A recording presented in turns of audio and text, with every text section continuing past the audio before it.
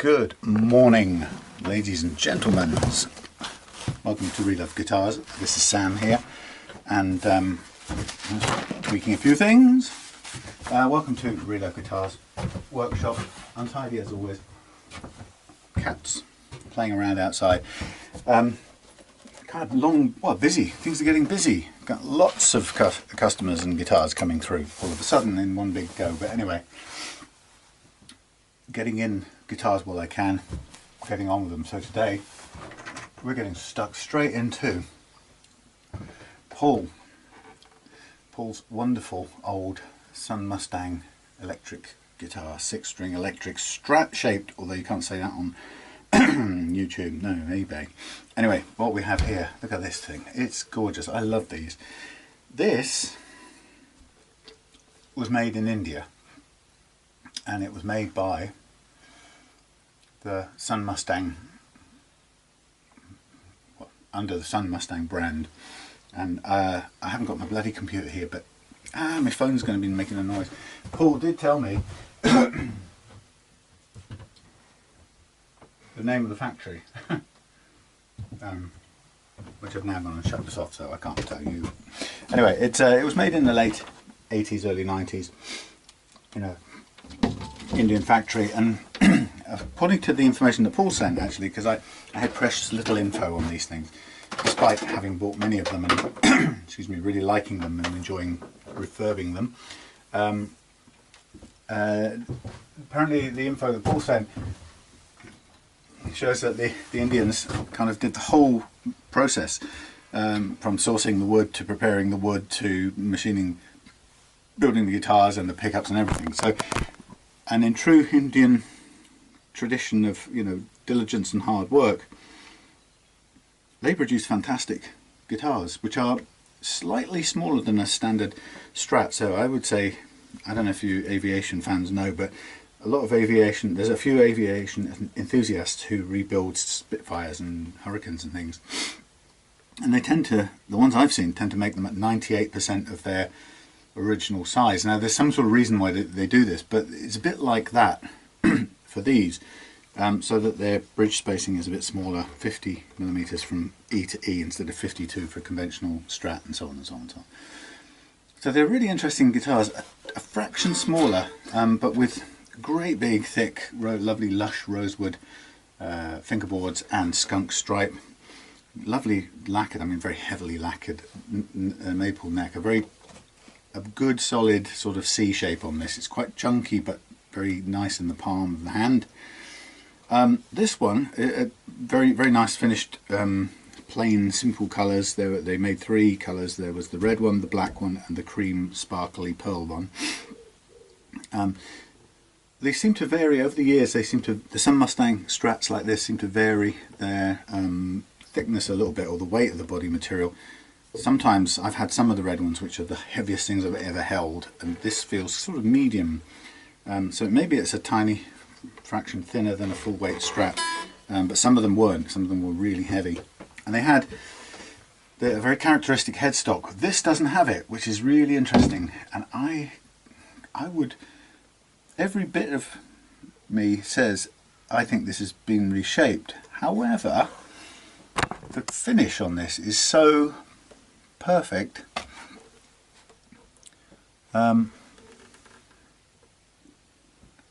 I was going to say that it couldn't possibly have been refinished, but actually looking at the corners here, I think it has. There's just a little bit of evidence where the sanding and polishing process has missed the curve right in here. But this is a very good job. Somebody has very carefully and lovingly taken the hook. Now, it's what I do with these guitars, because there's a characteristic hookiness about this that bulges out just here. Not too bad, but then goes a little bit flat here, so it bulges and then drops. If you're looking at it standing up, bulges, it goes horizontal-ish there, and it's what you can recognize the factory by, and somebody's taken it off and done a very good job of lacquering this edge here where they've made the modification. I'm helped in my detective work on that, by the way, by knowing that all of these guitars came with a black plastic nut, and somebody has removed that and replaced it with a custom built bone one. And the reason it's custom built is because these are not standard Strat width, they're actually wider. there is a bit of damage evidence there too, that in doing so that they've kind of chipped a bit of the finish, which of course is very hard not to do with such a beautiful, thick, luscious lacquer finish. Anyway, so this guitar has obviously already been enjoyed by somebody who's improved it just slightly. What they haven't improved is the first fret playing action, which is really high, and it's a little bit higher down here than I would like. Pickups on these tend to be pretty damn good. I don't see any reason for replacing them.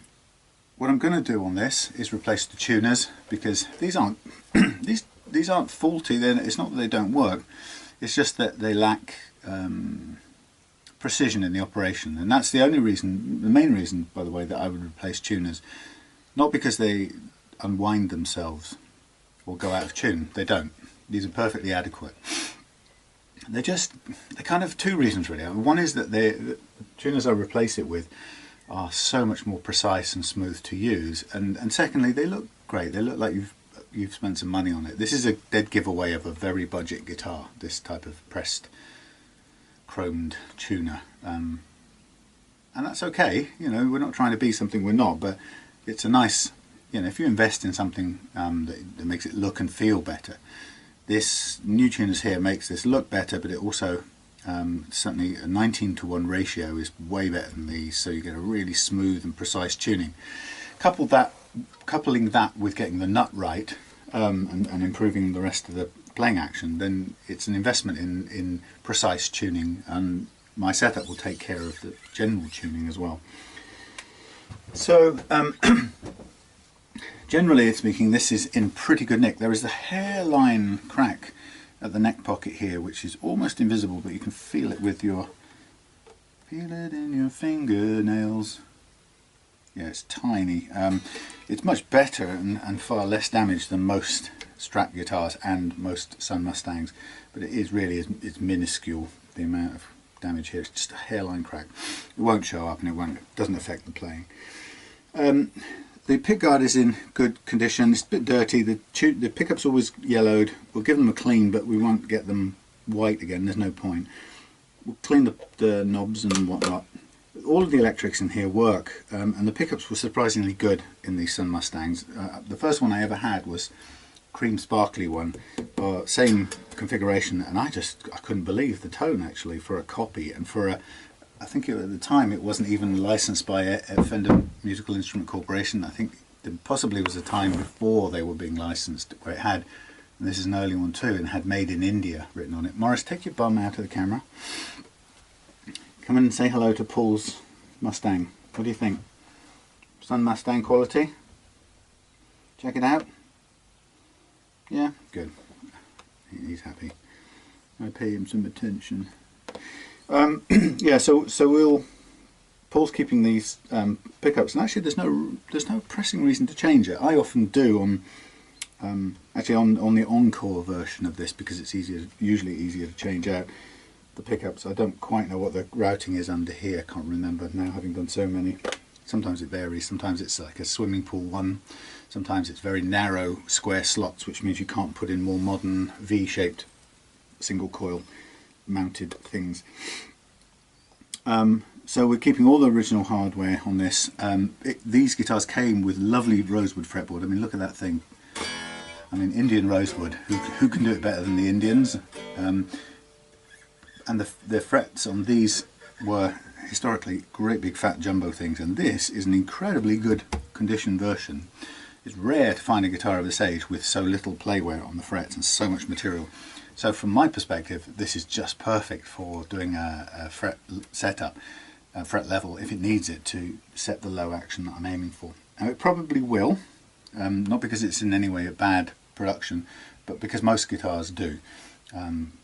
So I'd be surprised if I lower the action at both ends and find that it doesn't need a little bit of work. But having said that, you know, we do have all the fret material in the world to play with, which is great. So Paul, absolutely no reason why this won't be a superb low playing guitar, and it's got a 9.5-ish radius, I think, this one. Some of the later ones, possibly some of the Encore ones, they kind of went flatter. I'll double check this. And the reason they went flatter, I think, is because the flatter you go, the easier it is to bend sorry, let's put it another way. The flatter you go, the less precise your fret level has to be to allow bends and a good playing action. So particularly it's around bends actually. The playing action, if you go low and you've got uneven frets, you're going to find it. But a next level of subtlety around the condition of your uneven frets is when bending. You might have frets that are even enough for all the strings to play and all notes to play everywhere acceptably, but still too much unevenness to allow you to bend. And if it's a 16-inch radius, you'll get away with that without further leveling, or at the action you've chosen, fairly high action like this, you get away with it. But if it's a 9.5 or 7.25, you'll be choking as soon as you start bending. So for many replacement neck manufacturers and a lot of copy makers today, you'll find that on a Strat, a 16-inch radius is a kind of safe compromise. But in, you know, for my personal feel, and I expect for a lot of you players, a 16-inch doesn't feel right for a Strat. It's too flat. So this has something of the classic. I think it's about 9.5. It looks nicely curved. I could be wrong. Don't have super X-ray eyes. So we're going to give this a great setup. We're going to install new tuners on it, which I've ordered. We're going to install a new jack plate. This is rusted. We'll probably find some more rust under here when we go under it. But apart from that, it's okay. There's rusting in the pickguard screws, which I can replace. The thing about the Sun Mustangs is they all had small pickguard screws, so that what we're going to replace with are going to be larger. It's good in one way because it means it's going to grip the holes, grip the wood even better, because these may have worn out. Oh, there's one missing there, two missing. But they'll sit just a fraction prouder than they would have done otherwise, unless we go over it with a countersink and just widen those sort of by eye. We could do that. I'll see how it sits, but I'm going to replace all these with clean, fresh pickguard screws. This is buckled on the back here a little bit. There's a crack here as well, but they're small details. The plastic wasn't very good on these things. I don't know how you judge plastic, but it always looks a bit cheap and tacky. But it's, you know, it's doing its job. It's a bit of paint buckling or something around here, maybe where the wood's gone. And they came with lightweight cast bridges. They weren't heavy. The problem with these, if you want to change them, I think there's only one company, and somebody's given me the information. I have to go and research it, and I can't remember what it is now. There's about one company, Guitar Fetish possibly, in America, that makes a 52. Sorry, makes a 50. No, it's not even a 50. I think it's. Is it close to? Maybe it's a 50, as nearly as small as it, or at worst a 51-ish millimeter, because I think it's in imperial. But anyway, there's only one company that I've ever come across or been pointed out to me that makes a bridge that is nearly this size, replacement bridge with a full weight trem. If you try to put in a nice new heavy duty Wilkinson here, you're going to have to modify the whole of the pocket, and you'll find that the movement is restricted even when you do that. So it's probably not a good investment.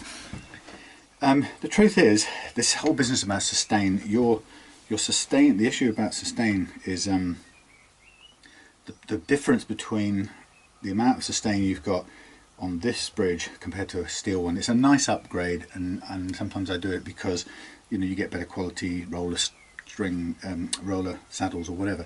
But actually the amount of sustain that you get out of it, you'd be struggling to measure it or hear it even. Now this just as I'm looking at it, there's an interesting thing about this guitar, and we'll check this, double check it, but I don't know if you can see. Have a sort of look down there. You probably can see, judging by this. Look at the angle that the string goes over the saddle and goes through the body. Now that angle is dictated by how far back over the hole that this saddle sits. Now I'm presuming that it's been put in that position because that's the correct intonation, but it results in an incredibly almost vertical 90 degrees angle, which is really bad for it's not bad as it stands because it's locked down, but if this was trying to be a floating tremolo, that 90-degree string angle would be really bad for tuning stability. It just doesn't like being at that tight an angle. Partly because it's put so much pressure on the saddle that it increases the tendency of the string to stick, and therefore you get the sort of catchy, the jumps in tuning. It's locked down, and I'm going to leave it locked down, but it would be an issue, it would be a concern to me if it's absolutely correct that it has to be there for the correct intonation, which is the priority.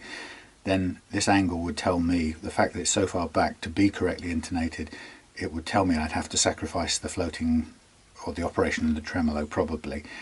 Even with a roller bridge on here, which you basically, I've tried before, you can't put it on because it's too wide. Modern roller replacement saddles are too wide. You get it kind of, get something that looks like I wouldn't even say an Osmond set of teeth because they were tidy, but you know, somebody with a mouthful of teeth that don't fit.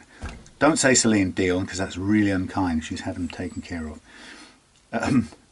God, yeah, I remember an old photograph I saw of her, bless her. So that's, I would totally agree with getting your teeth fixed. Nothing wrong with that. Anyway, this is too sharp an angle, but the priority is intonation. So if it has to be intonated that way, that's the way it's going to be. Okay, enough talk. But I thought certainly Paul, I'm sure you don't mind me taking time over looking at your guitar.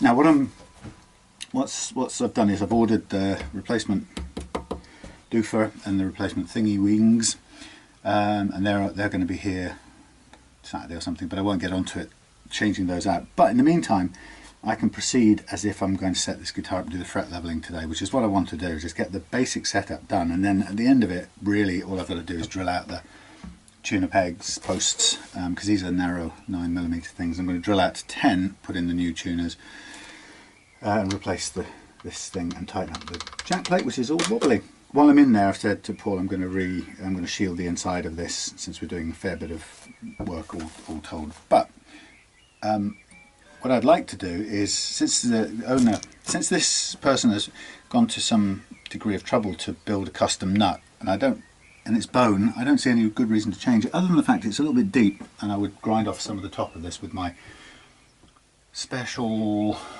wherever it's being put, Dremel device. I'd take off some of this, it doesn't need to be so tall, and I'd probably just widen the slots to make sure it's clean running.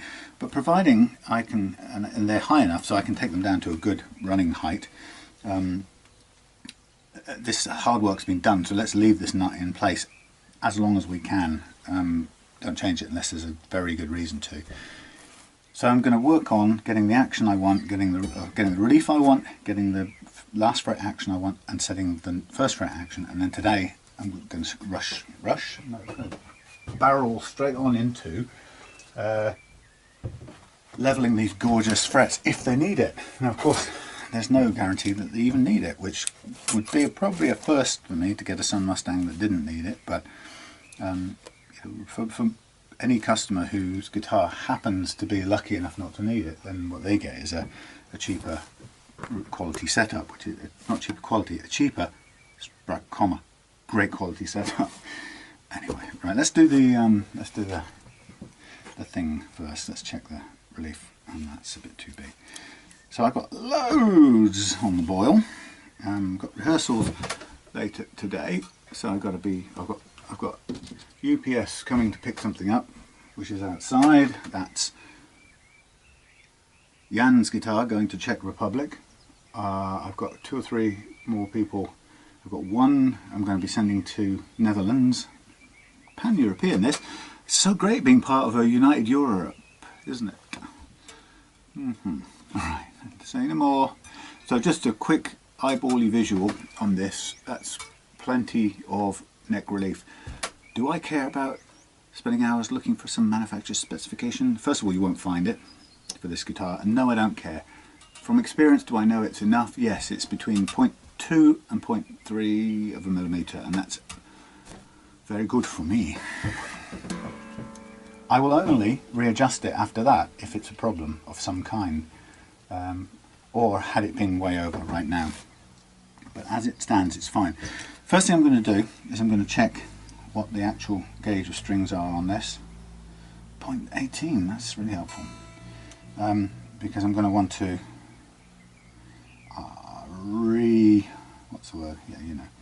reproduce it.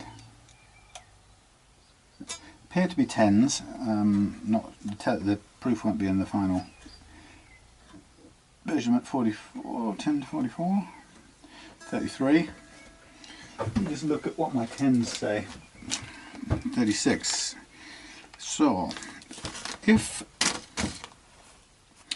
this one here is a 17, which it looks more like a 18, 17, that's more like a 10, and that is got to be, that's a 10. Alright, I've got 10s, and I've got a set here which is, what am I doing? I've got a set here which is very lucky, conveniently.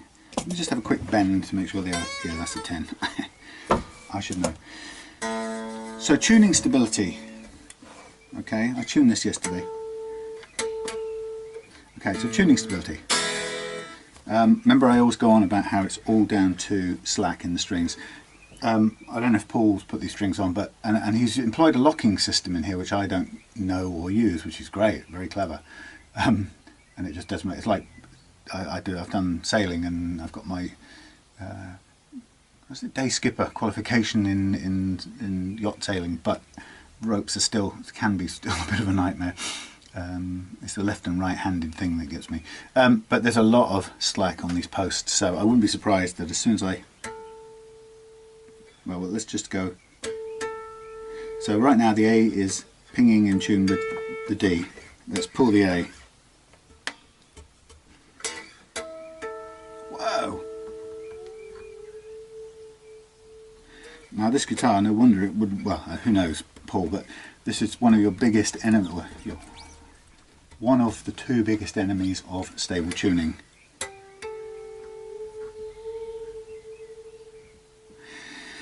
You see how hard I'm ringing this, and every time I'm getting more slack out of both the stuff that's coiled around the post, which is too much,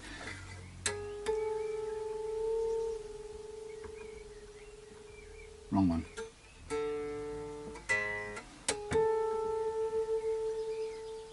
So about 4 times now I've pulled this A string hard, and you might say, well, hey, but you'd never pull it that hard. The point isn't how hard you'd pull it in playing, the point is that slack is in there, and if you pull it hard like me at the beginning, you'll get it all out and there'll be no more slack and your guitar will stay in tune. If you don't pull it hard like me, the nearest equivalent will be a bend, or maybe a bit of use of the tremolo if you use it, and every time you do that a little bit more will come out. Some of that stuff you've seen just come out now will come out in tiny little dribs and drabs, but enough to make your playing experience unsatisfactory, like that. It's only a small amount, but it's enough. So the point is, if I have to ring this out by hand here, and it takes me 4 or 5 really solid goes, but eventually, even with the coils all around that tuner post, eventually, if my physical ministrations eventually stabilize this string, which it eventually will do, and I'm pressing on the up here beyond the nut as well to stretch that little bit as much as I can, eventually this forceful attention will have wrung all of the possible stretch out of this string. Well, you can see it's only minor now. That's going to stay in tune. And I keep saying this on every video now. People say to me, well, can't you just tune it up sharp and leave it overnight and the slack will sort of wear itself out and it will be fine? No, you have to do this to every single string. There we go, look, the D string's in tune, isn't it?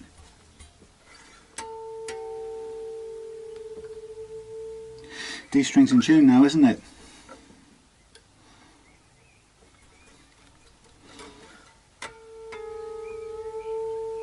It's not the tuners winding backwards that some people seem to be obsessed with. It doesn't happen. This is all slack in the string.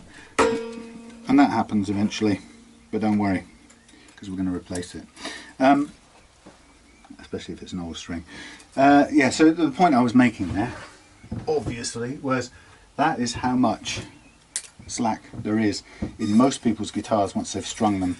And so what I do, and what I encourage you to do, is to do this manual stretching. Now with a new set of strings you won't get it snapping quite that way, but occasionally I will snap a top E string whilst doing this manual thingying, stretching, and that's why I use the rotor sound strings, because they give me a spare top E. Very kind of them.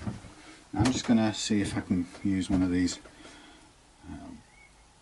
Have I straightened these out? Yeah, I kind of have. Okay, let's use one off these. Yeah, that's why I use rotor sound electric strings, because they give me that extra spare number, which is really, really handy. But like I said, the real important thing is to what am I looking for? Hang on, first of all, okay, there's only 3, so it's that one, red. Yeah, of course it is. Yeah, so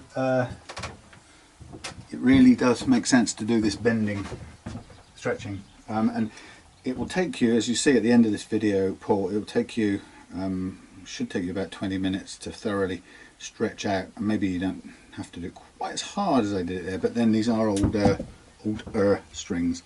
And what I'm going to do is I'm just going to, rather than after, I'm going to take off the back part.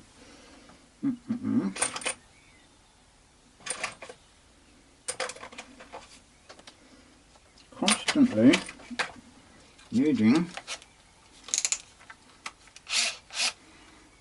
needing more screwdriver bits. Oh, these are grim. Oh, holy grimness. It doesn't help that they are 90% rust. No, they are 90% rust. Crapungo.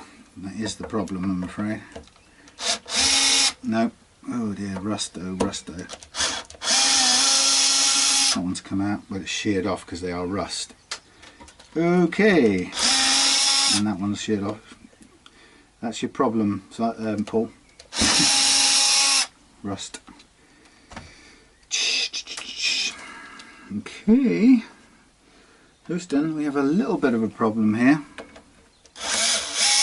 And the same here. This is, you can tell by the, obviously by the, what that thing is, jack plug socket, that we have something that is pretty old.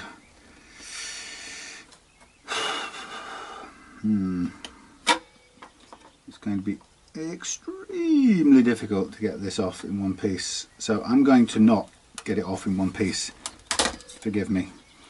Okay, that's history. Not least because we're probably going to need to, I don't even think I haven't got anything small enough to drill these out. We may need to relocate things here.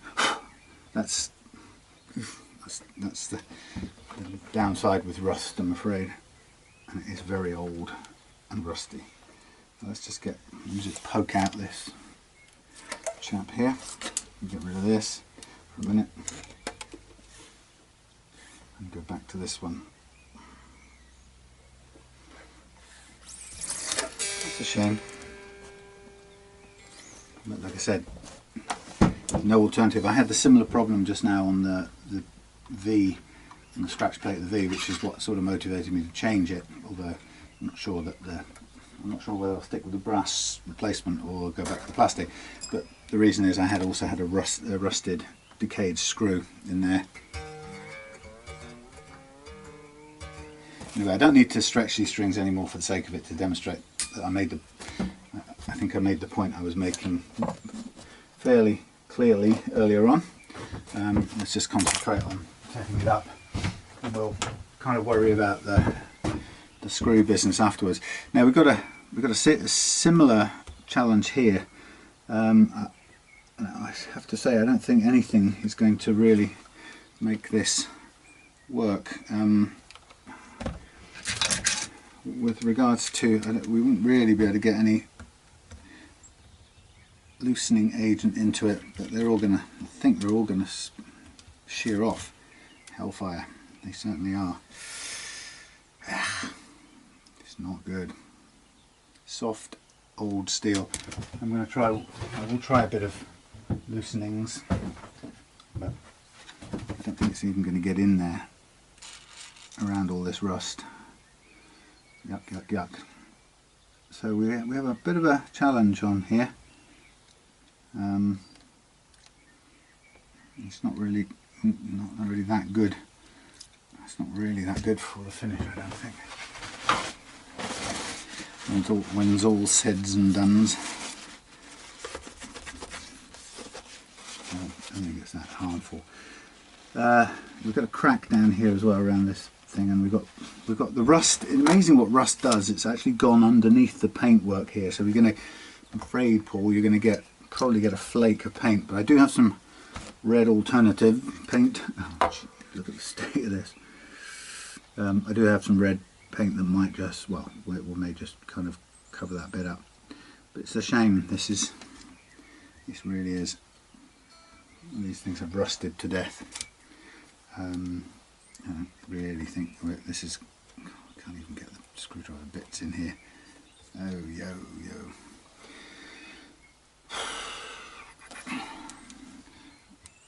My point was that it's no problem to replace these for you for free, but it's not coming out at all in one piece. They're just shearing because they are thoroughly rusted in place. So we've got the same problem on all of them now. How do we actually remove them? How do we now drill them out? I might have to try and find a smaller broken stud remover-y type drill arrangement than I've currently got.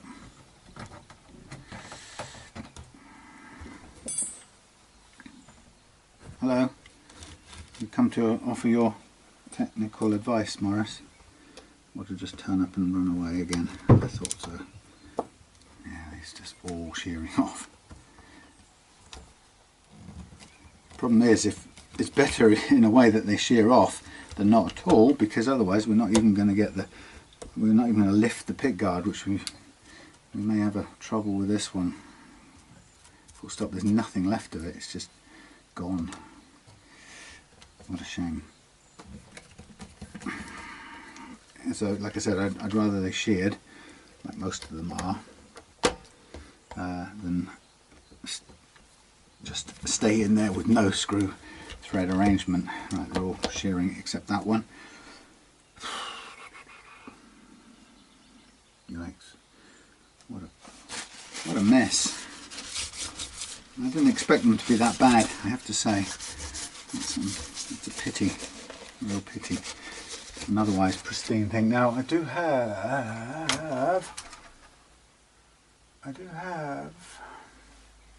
may well have somewhere down there. I may well have another pickguard for this, possibly. Although, yeah, we're going to get paint cracking there. It's already gone. Look, bubbled and cracked, and it will go when we take this off anyway. So there are some serious constraints, and to get this one off, I think, is going to be nigh on impossible, even with all the force in the world applied to it.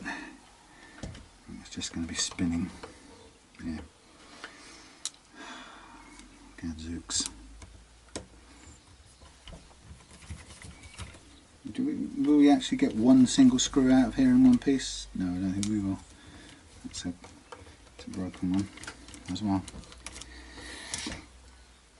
Okay, so voila, everything but one. Now technically I could lift the thing off and pull this right off, but what that will end up doing is it will just end up breaking the it'll end up breaking the scratch plate, which amongst other things we can't really afford to do. So an alternative would be to slide some thin things under here and to get some leverage onto the pickguard, just pull the rusty screw out, which will probably just break.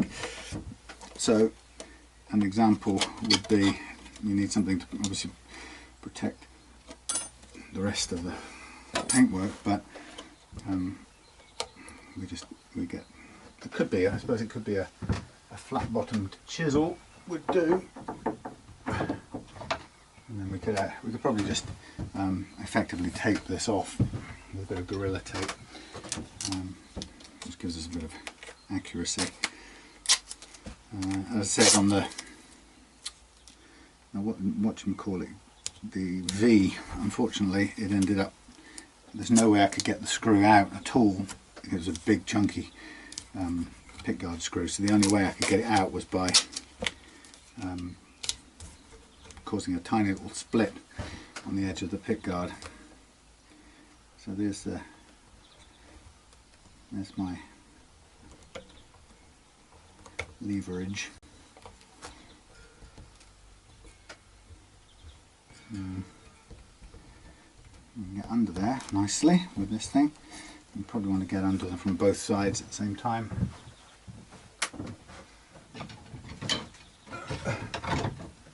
Thank you. What a shame. Great old things, but spoiled by this little problem. So you can see that we're as far towards doing that as we can get. I can just clamp the rest of the body. Just to hold it in place for the moment. Stay there. Try to pull it up this way. We can pull it this way.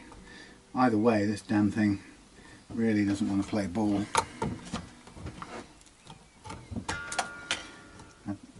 The alternative is I could give it a whack in this direction with a hammer and a chisel, but it's going to dent the ears off the chisel. It's also a little bit difficult because it's a countersunk thing. I can't Dremel a slot into the top of there because it's going to go into the pickguard, which will just damage that. So it's all a bit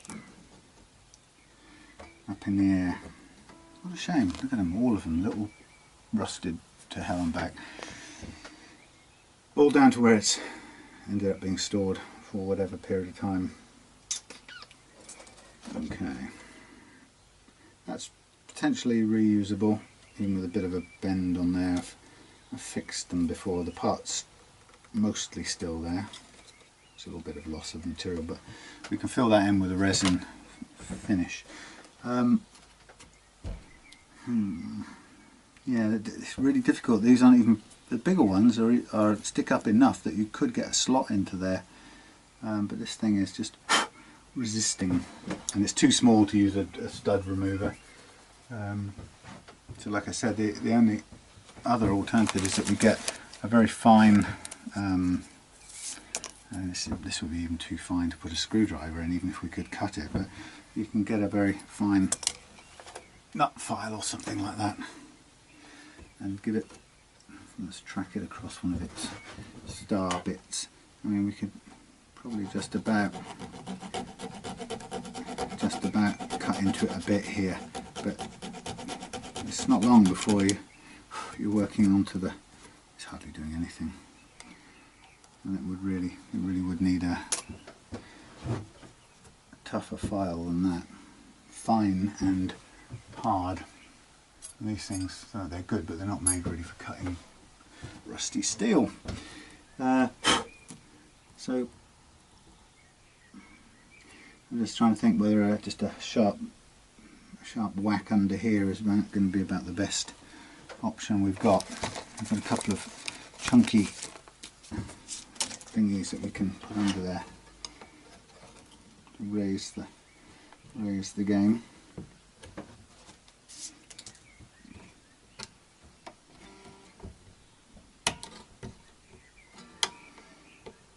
Come along.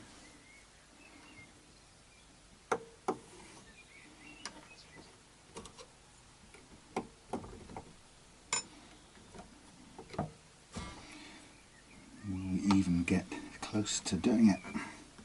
It's so the chances are we could prop it up at the other end with a bit of foam. In here. Gives us a bit of room. I don't mind sacrificing one of these if it'll do the job, although they're very chunky.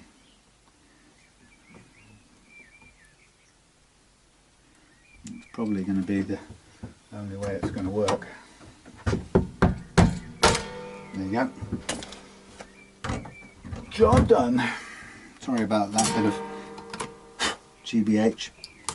Okay, so it's taken a bit of wood splinter with it, but I don't really mind about that. For now, we can take care of that at a later date. So the reason I've done this in this order is because there is obviously now going to be some different, perhaps different decision making to make with regard to what we do with this. I wanted to, ideally would have liked to have just gone ahead and set it up first, but let's have a quick look and see whether that makes sense at the moment. First of all, let's just poke this bit of loose wood out of the way. Well, let's just get this screw out of the way. Thank you. Right, back in place for the time being.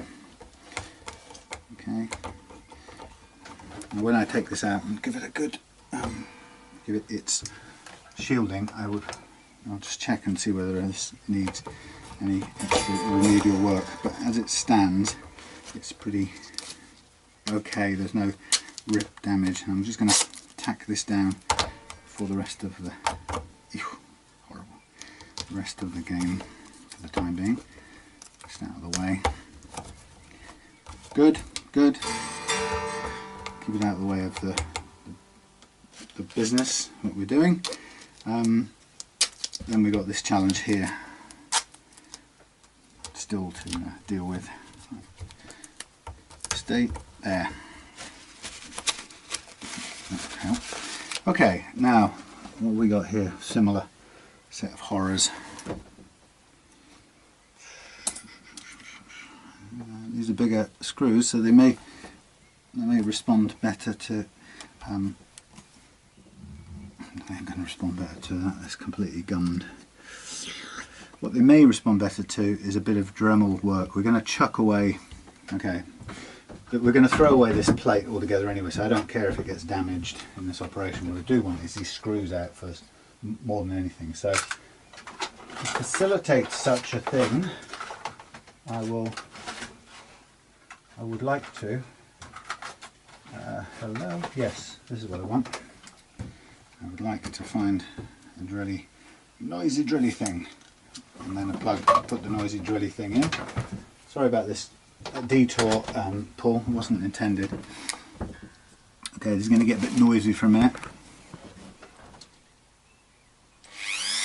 Alright, so what I'm going to do is I'm going to support myself, and I'm going to drill I'm going to do it from there. I'm going to come from a decent angle, this angle, and I'm going to work myself a slot into this.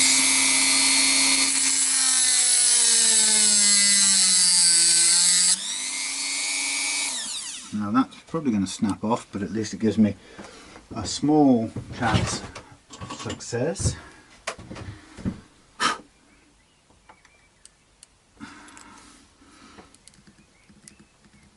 Or none. Yeah, no, it's turning. Hurrah! Wow, what a pile of rusted gunge.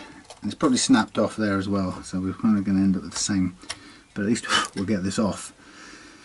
And like I said, since we've got the same problem with all of these screws, and otherwise how to get them out to replace, we're going to have to solve that problem.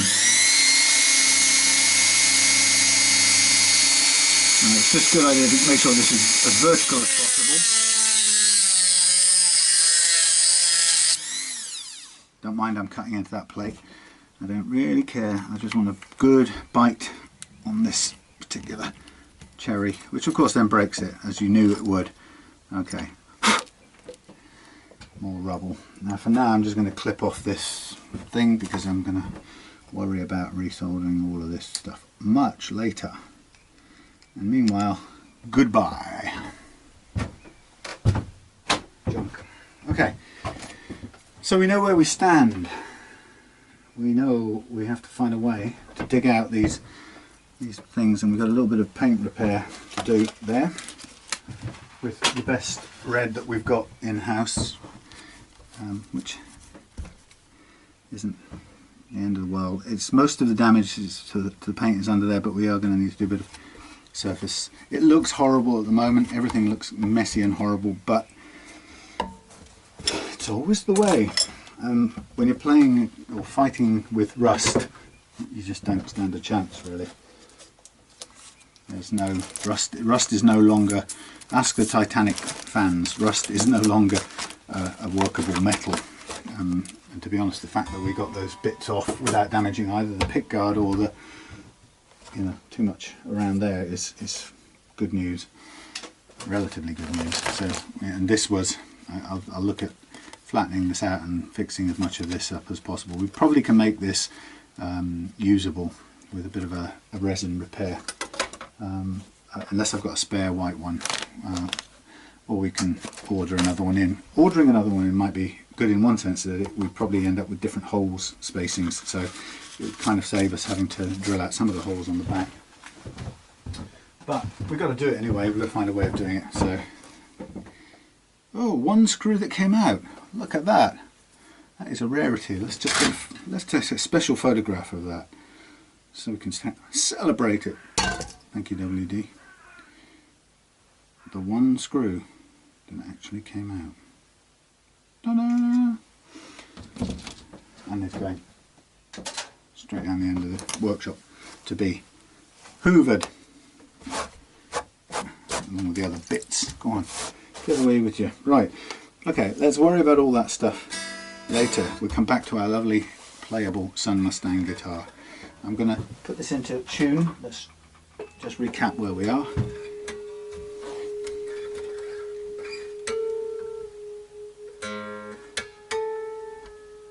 Now we're on A flat. Thank you.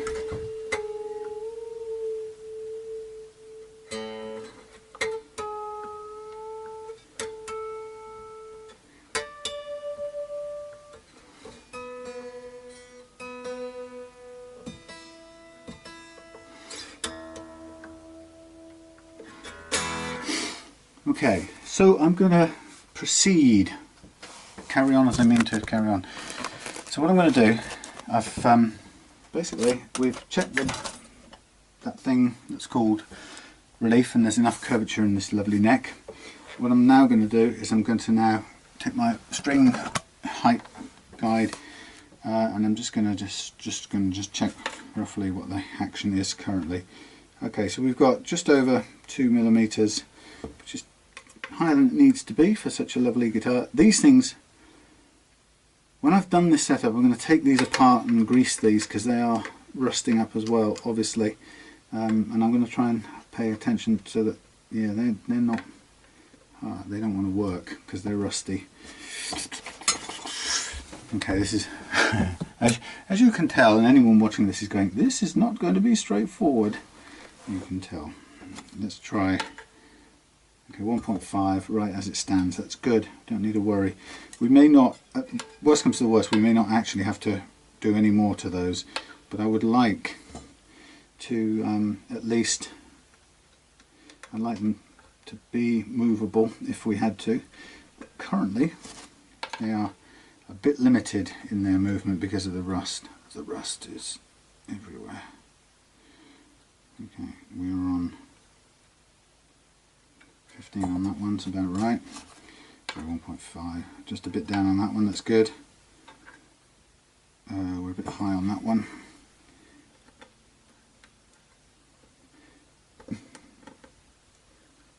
Down we go. So in a way, what I'm looking to do here is do the hard technical work on the setup, which isn't not. It doesn't depend on the stuff with the the pickguard and any of that stuff. So we can get on with this now, which is good. This is pretty well set actually already. So Paul's done a good job of, I presume Paul has, of setting it well. But the fact that it's had a custom built nut. Oh dear, these might be slightly on the tricky side.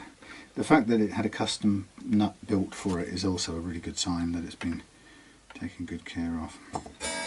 Okay, we're close to what I'd want there.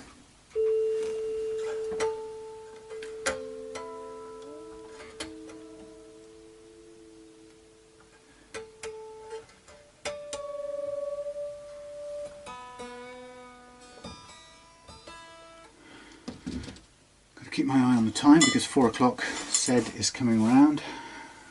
Right, so here's our action set nice and low at the last fret. Excuse me. Now we need to do the operation on the nut slots to make them as low as they should be. So I'm going to go for the typical 0.3 millimeters over the first fret, and I'm going to choose a set of thingies that go with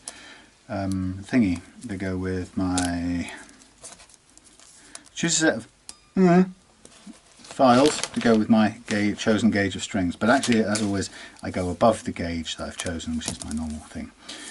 So 10 it goes up to 13. 13 is going to go to 16 if I can find it, or even 17, but there is a 16 in there. There is a 16. 13, 16, 17 has to go 24. Now you'd be thinking that's massively up on the, but it isn't, believe me. 26 is going to go 32 if I ever locate it. It really isn't. It's amazing. We may still come to the end and need to do a small amount of tweaking to avoid pinching. It's just the way it is. It's very difficult. And I found the hard way, if you go out and buy yourself a set of files that match precisely the gauge you think you're going to be working on, before you know it, you'll be back, well, you'll be finding all of them stick in the slots, and you'll be finding yourself having to file them out with something else or sandpaper them into a finished state, which is a bit silly. So I learned the hard way, and I ended up with 3 sets, which is not a problem in a way because I can pick and choose, and they cover just about every eventuality.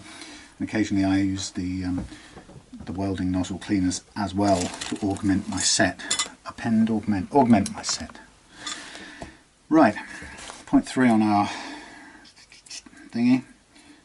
Oh, by the way, what I didn't do is, no, I'll do it when I've set the action. Once I've set the action, I'm going to play all the notes, and then I'm going to see whether in fact there are any chokes or not. And if there aren't, then it may suggest to me that the person who did the adjustment here and did that and set the pretty accurate low action down there in certain places, it would suggest to me that they've also done a fret leveling, which wouldn't surprise me. If that's true, like I said, then Paul, you get lucky and you get a slightly cheaper setup out of the whole thing. Although it's starting to look more problematic because of there's more work. The work we save in not fret leveling, we're going to probably absorb in trying to get these screws out and repairing the damage there. Okay, so what I've got first of all is I've got slots that are already cut in bone, which is good news, but they're too deep for my liking, and I'm going to go deeper. So the first thing I'm going to do, oh, is it bone? Maybe it isn't. Let's see how it performs. I thought it was bone. It is bone. No, what is it? Ooh, what is it? Some sort of unusual, you know what it is? It's a kind of perspex or something. Well, let's see how it performs. If it cuts all right. If it cuts all right, I will let it off. Right, so what I'm going to do is I'm just widening the top because it's already quite deeply in there and I don't want it pinching the strings. So I'm going to widen the top a little bit, and then I'm going to just see how this material cuts. It's dense plastic, and if it behaves as well as bone does, then I'm happy with it. It saves a bit of money on replacing it for no particularly good reason. I can also see someone's used files here before, obviously, in putting a replacement nut in.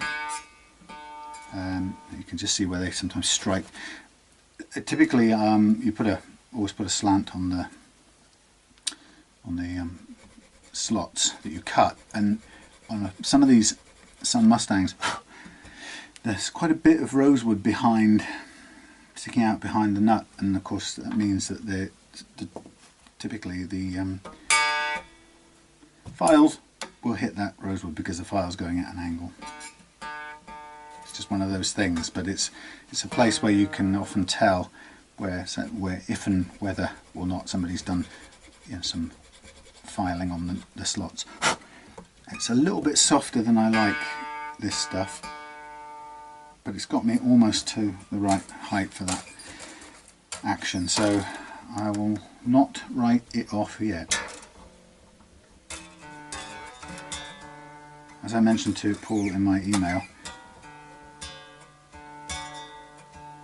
I would either cut a custom nut for this, or in the case of this I would probably shim a regular nut, which does the same job, just you're packing out the back end but you're using a regular nut. It saves about an hour's worth of work to completely construct something out of either a Les Paul nut or a bone blank or something like that.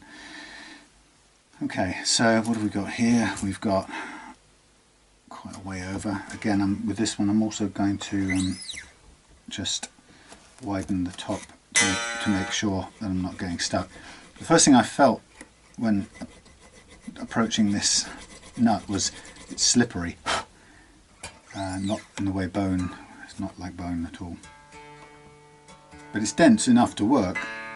It's just my concern only comes in at the point where whether it cuts correctly or not, because the thing I like about bone as a substance to use for a nut is that it adjusts in a very consistent way, which is when you're dealing with these tiny measurements like this, you really need it, because otherwise, as a tech or luthier or whatever you want to call it, somebody working on guitars, if you don't have something that behaves consistently and dependably in the way it cuts, you'll just be constantly replacing the nut and recutting, and it doesn't work. You can't do it. So I'm not entirely sure about how this stuff is. It's a little bit too spongy and springy for my liking, but if I can get to the playing actions, which I can't yet, I'll be happy. Now the tilting backwards thing is quite tricky. It only needs to be a fraction off the vertical, no, horizontal, for it to be tilting backwards, and my concern, like I said, is that in working this, whether or not we suddenly find ourselves dropping in below the required action, and that's what I find can tend to happen with these other substances that aren't bone. Actually, there are two. They're pretty much close to each other. So if I was being a bit braver, I would continue this adjustment on the previous one. I always do that. I always slightly chicken out because I stop a little bit too early. That's what I want to hear, just that slight zizzing noise as the string tells me it's starting to touch the feeler gauge blade. Now in my ebook I demonstrate how to do all of this slot cutting with a jeweler's file, this file, which I'm not going to use now because I'm using this, and it's actually a very inexpensive and effective way to do it. It's subject to some degrees of snootery and prejudice, so that some people think you can't possibly do a precision job with a £1 file. Well, you can, absolutely can, and I show how to do it, and it's a really nice simple way of doing it, and most importantly inexpensive, and you know, not everybody has the spare cash. Okay, we're about there on that one. It's about, I'm comfortable with that. It's not quite down to the mark, but you can hear that tightening up on those coils. That will never stay in tune, Paul.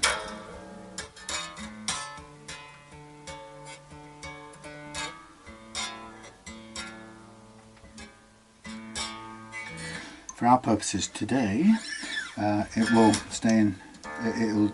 It'll do for this part of the operation, the cutting of the nut slots and the fret leveling, but it's not good at all for playing state, because it will just constantly shed it stores up a load of slack first.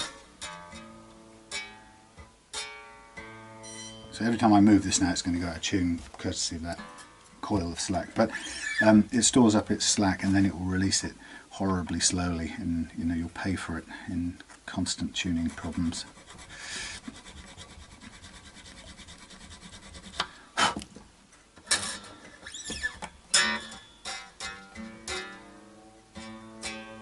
See that I'm tuning every time I put the string back in, because every time I pull it now like that, it's pulling more off that coil.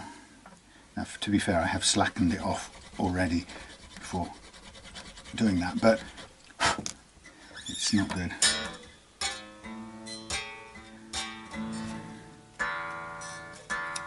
Now we're looking. I'm going to stop there on that one.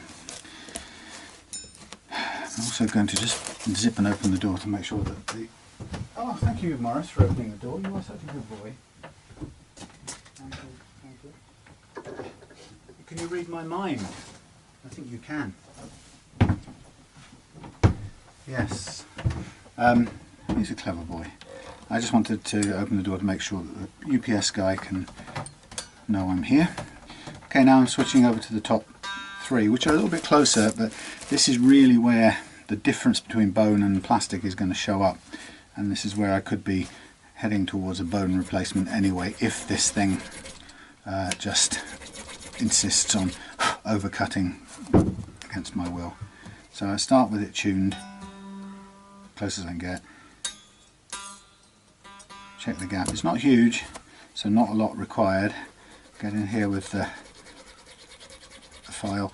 It's spongy, which is not my favourite feel at all. It kind of gives you no feedback on what's happening. You just have to hope it's cutting, and then sometimes you end up pushing too hard, or the feedback isn't there, and you end up overcutting, which requires a repair, or in this case it would be a replacement. That's good, that's on the mark. I'm comfortable.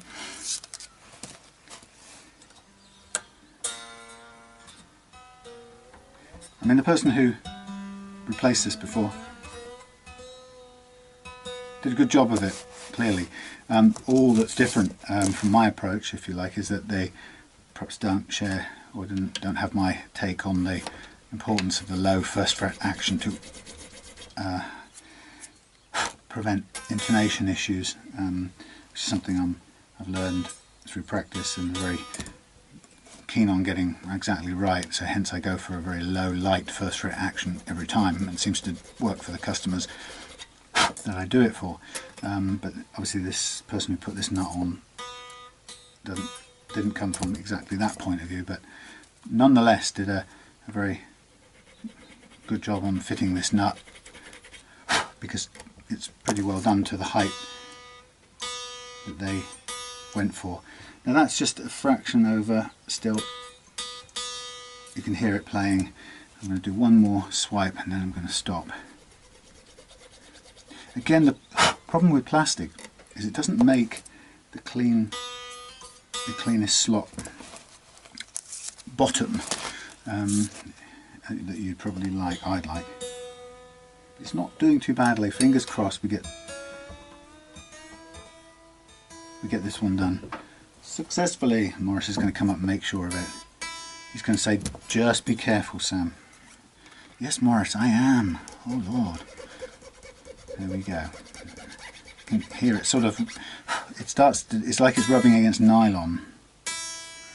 Actually, that's what it feels like, nylon. And so that it's not really, you don't feel that it's cutting, it's just sort of polishing it. And then you have to press to make it cut, and then as soon as you're pressing, it's like a saw that you're having to push. You're in danger of it kind of running away with itself, and then suddenly the saw is no longer doing the work and you've overcut something, or in the case of a wood saw, it's gone round a corner, usually. Right, we're just a bit off that one still, and I'm kind of crossing my fingers and just hoping we get there. That's pretty good. In fact, now it's just jumped a minuscule fraction too small, but it's not so small that it doesn't work, which is good. See? Okay, so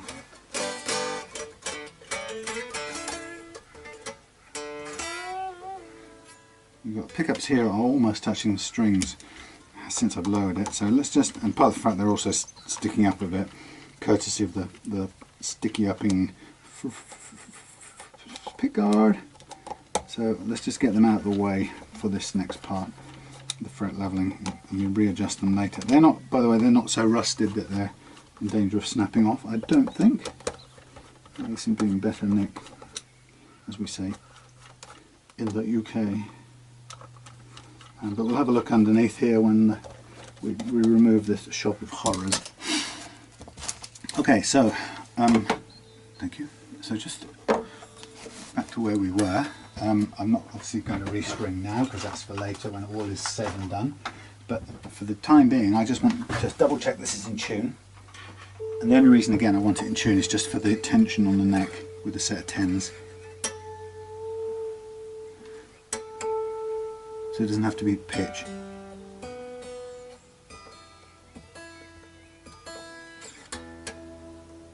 So it's roughly in tune. So what we've got is we've got a guitar with a nice low first fret action. I'm going to file this down to remove this excess material. It's not going to behave like bone, it's going to do some weird stuff. It's got quite a healthy bit of relief on there, which is no problem at all. And so now we're ready to test whether it plays or whether it has any choked. I've got some new nuts from China. We're going to test whether it plays or whether any of the notes choke.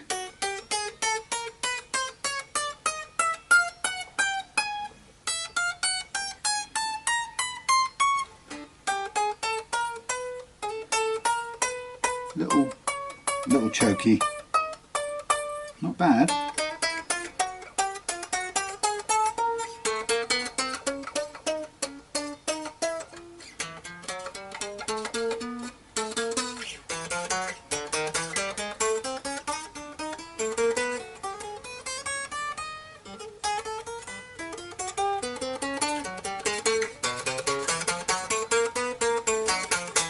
I reckon my predictions show a heavy low. My prediction is that we'll find some leveling happening here and a little bit in the middle there. But generally speaking, that isn't altogether too bad. And I think this will have been worked on by the person, sexist assumptions, by the person who did the headstock and the nut. And didn't change the rusty screws, probably for good reason. But there we go. I couldn't replace them without removing them, and if we've broken one off in its housing, then we might as well break them all off. This is kind of what's probably happened here. Somebody snapped these two and just given up. Maybe even Paul had a go at it and just given up because they've snapped off. Okay, so the next fun part of the game is I'm going to use my StewMac U channel because I've had some good results with that recently. It's not the longest one in the world, and it's also not the thinnest one, but it's been doing sterling work, and it's also kept its I think it's a 220 grit one, so it's fairly, what's the word I'm looking for, hungry in what it does. Anyway, so yucks, I forgot something. Right, slack off. Yeah, great plong car. Before I do the fret leveling, I really want to mark up the frets.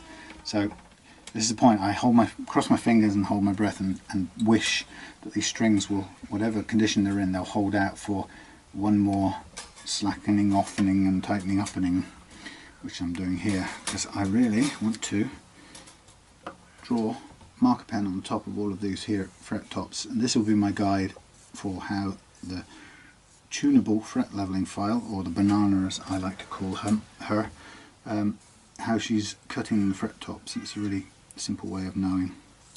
A lot of people still, actually some people come on my channel and go, you moron, why don't you just take the neck off and do what everyone else does? And I understand, you know, when I first thought about doing it this way, it seemed completely counterintuitive to me as well, and I probably, if I wasn't so good at, relatively good at restraining my mouth from running, from being rude, which I like to try and control my output. If I wasn't so good at that, then I probably also would go on people's channels and tell them what stupid fools they are and how much better I knew that this system couldn't possibly work, but it does. So, and like all things that I do it as a result of the results that it creates.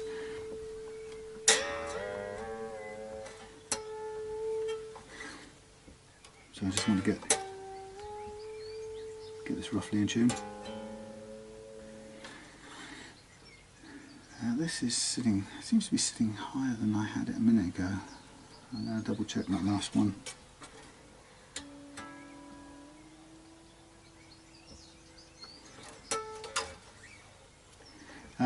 Yeah, so you know, when I first saw this method,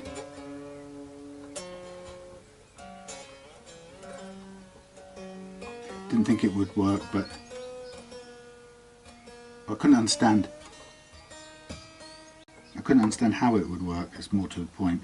And then I tried out that katana tool and got a clear idea of it,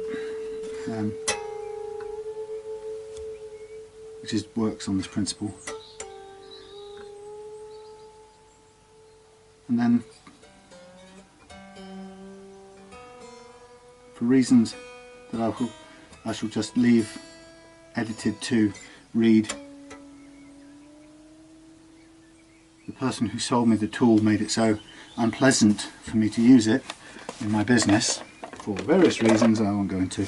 I was forced not to use it, but I still needed to do this job because I was a convert to this approach, and so naturally, in the absence of a tool that you can use, I ended up improvising, and this is what I now use, and it works very well, thank you, as increasing numbers of good feedback attests. Anyway, so what I'm doing is I'm going to slack off this truss rod attachment adjuster, and I'm going to start from slack, and I'm going to I'm going to use this adjustment to track or mimic the shape, the relief curve of this neck. Now what's interesting, it's telling me that even nearly slack, it's alright. It's how sensitive these things are. Slack, it was just curved the same, a tiniest bit of pressure and you're suddenly mimicking the existing curve. And I can look down here and I personally can see the tiny curvature, but it's incredibly small. And I just double test it, check it again down here. There's practically none in this end, and that's why it's not registering any.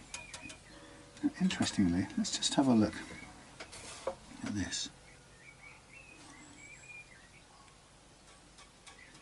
Has this reduced what I've been doing it? No, it's just low on that side, relatively low on that side anyway, and it's very, very little on that side.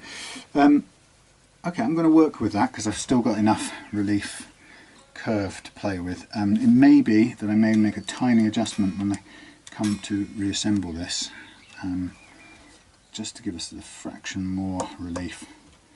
But I'm going to go with what it's doing at the moment. So there's my first setting. I'm going to now pull off the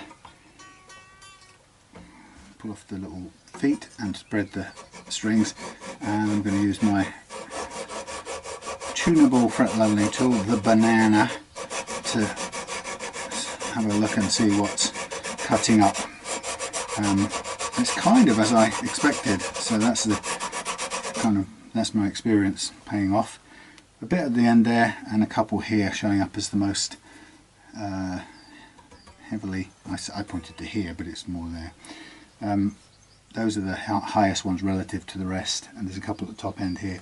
Now I want a really low action out of this, and these are really big chunky frets with loads of life in them, so I'm going to, or have the luxury of being able to continue a little bit further than perhaps I would like on some guitars with less fret material to play with, a bit more marginal. And so what you can see is now I'm just touching all of them, almost all of them, a little gap up here, but a couple touched in between, and I can tell from experience that that's going to give me clean playing notes at this action all the way up.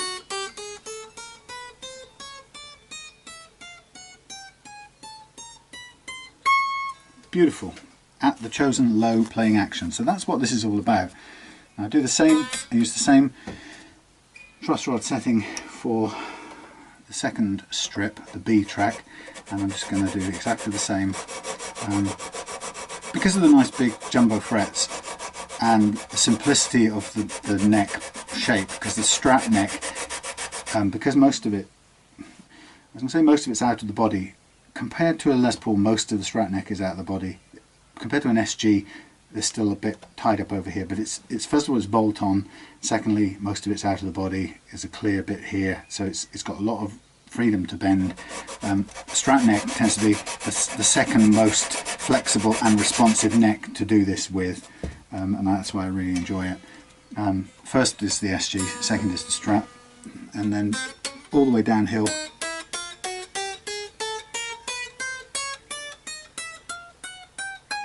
All the way downhill until you reach the Les Paul copy, in which case it's a congested, deformed mess. Sorry Gibson, but it is. It's just a horrible way to make a guitar on, you know, with the luxury of hindsight. I'm sorry.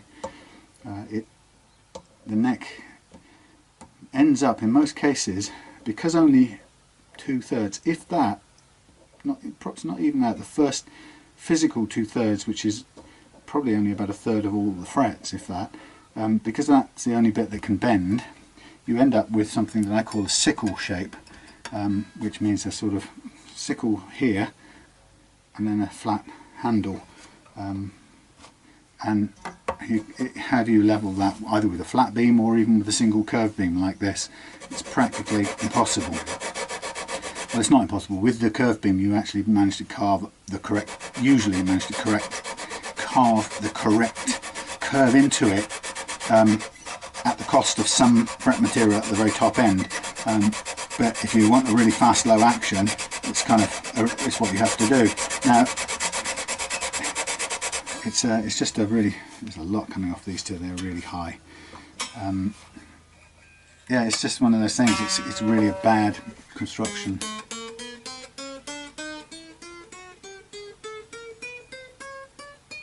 Perfect.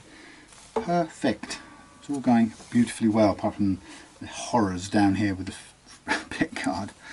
And I'm in territory unknown here, so I'm going to have to do some thinking and research on how to get very small rusty screws out of something like this. Because I've got some things I can use, bits I can use to drill out large chunks of wood, but not these tiny little amounts. I can drill out rusted things out of larger bits of wood, shall I say, but they aren't made for these very small amounts. Now one of the things that this is all going well, by the way. I'm taking off, you can see I'm taking off the high parts, and everything's playing great. There is still one question that I haven't answered yet, and I will answer once I've done all of these bits, and that is, has the fret leveling that I've done freed up the bends that I want for any string? Now when I do that, it's going to be scratchy, because the fret tops are clearly at the moment being scratched by this 220 grit paper on the bottom of this tool. But scratchiness aside, I'll still be able to hear whether or not these strings bend correctly, or whether they choke as they move across this slightly curved radius.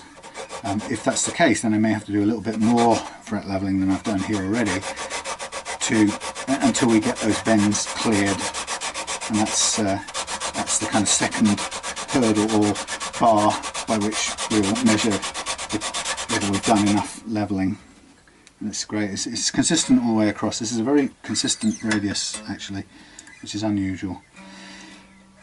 I'm just going to drop this one off and do this last one on the same setting, because it's been the same all the way across. I haven't had to really alter it, so this will be fine too.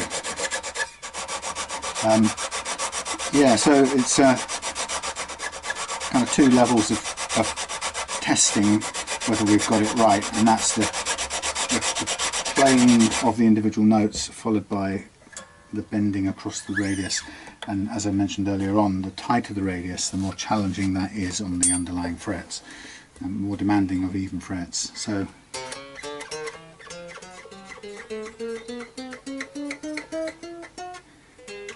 I'm going to do a tiny, this is going to be perfect, so I'm going to do a tiny, smidgenly, fractionally more bit on this track here, the A track. I'm being a perfectionist now because I can afford to be on this, because it's a good condition neck and it's responding well to the treatment.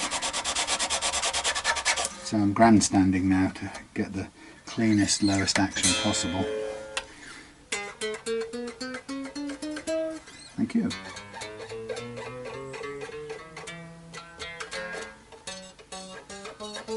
Tiny bit more on that last one too. So for the faint-hearted, it's quite, I don't know if you can see this, but it looks like quite a bomb site. If you've never done this before, it's not surprising if you feel that you want to stop at this point and pull out, because there's a lot of cutting going on here on some of these frets, and I do know that newcomers to this can find that quite a daunting thing. Perfect. Right, next test, secondary test, the bends.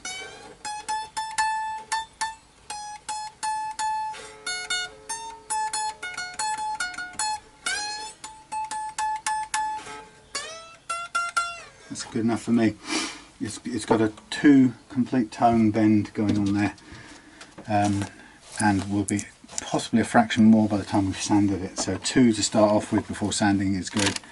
So I'm very happy with that. So that is the scientific fret leveling done, and we have come to the end of our need for these use of these strings, which then allows us to take them off and bin them. While I'm at it, the next thing for me is I'm going to do a tiniest of tweaks, very tiny tweak to the truss rod. I'm going to cut these strings here because this little locking mechanism makes it actually quite difficult to remove them. See? They get jammed in. They don't like to go, well, that's the big string, doesn't like to go through twice. Yeah, so I'm gonna just tweak the truss rod a minuscule fraction, and then I'm going to just lower the nut at this end, so we don't have this high. All the stuff above halfway. I don't know how to describe it. You can cut down until there is a cup shape that comes up halfway up the dimension of the string itself, which is, as you can tell, it's almost just a groove when you come to the very thin strings, but you need enough for them to sit in there safely, but you can get rid of all the rest of the material above that line, which gives you a much smoother or nicer looking nut at the end of it. Obviously you don't want to go too far, in which case you run the risk of having to chuck the nut away and start again. This is what I don't like about these little string knotting methods, as you get a bit more arting about at this point. It's not the end of the world, but it's difficult to unthread them without cutting them. So I'm just going to cut them and be done with it. I'm going to try. Thank you. And then you get lots of little bits of metal knocking about. I'm also going to chop them here because I don't want to have to try and push knurled, curled, wizened strings back out through the bridge, tremolo bridge thing, slab lump thing. Block is the word I'm looking for. No sign of UPS. I do hope they've taken note of my notice on the board. I'll be mostly upset if they haven't, because that is not great customer. It will be not great customer service. Okay, something's not going through the hole, and I believe it's this one. Right. So I think the rest of this stuff, the nice thing about working on a guitar with that method is that the leveling that we need to do and is done now, relevant to that particular action. And providing we put the same gauge strings roughly back on, it doesn't have to be exact, it can tolerate a little bit of difference, but providing we put the same strings back on, same gauge, sorry. Where's my stuff, man? Where's my stuff? Gone, man. Oh, there it is. Providing we put the same gauge springs back on, we are able to, the neck reverts to the correct we put the same gauge strings on and we set the action to the same level, then the neck kind of reverts under tension to the arrangement the frets were in when we just did that leveling. And the great thing about that is that it'll do that without us having to do any more clever tweaking. It's now kind of prepped and ready. What it does need is, because we've used the, let's miss that altogether, why don't I? Because we've used the fret leveling file to flatten off the tops of these frets, they're going to need, at the next stage of this will be to reshape them, recrown them. They say recrown, but theoretically you never touch the crown, so I prefer to call it reprofiling the fret. So the ones you saw, particularly one or two of them, were quite heavily hit to get them in compliance with all the rest, or to comply with the action that we've chosen. And that means that they're quite flat on top, and so that doesn't bode well for good intonation or even playability. So the next part of the game is to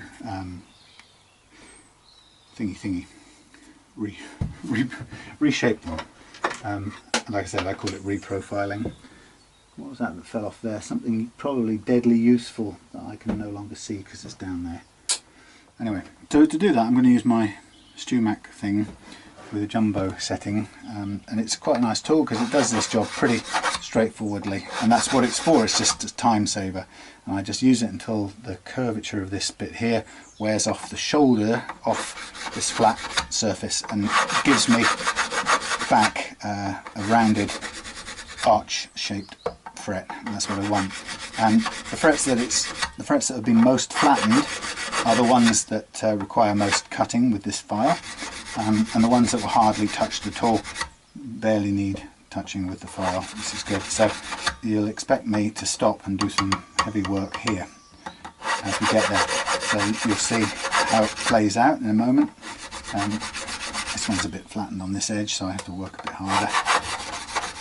And you can see the black marker pen tells me how much more I've got to work the fret. And I want to reduce the amount of black marker until it's a very thin pencil line and then stop.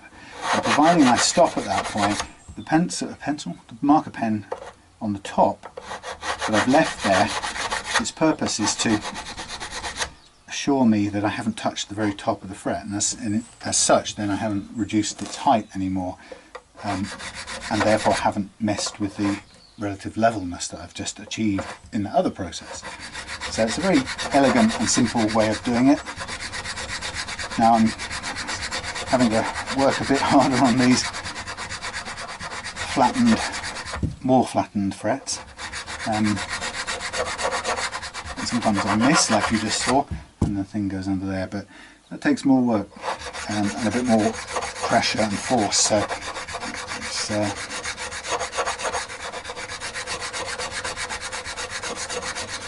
this is very effective in reshaping the frets, so that when we come to polish them out, and actually once we've polished and everything's shiny again, you won't be able to tell that these were significantly flattened at some point in the process.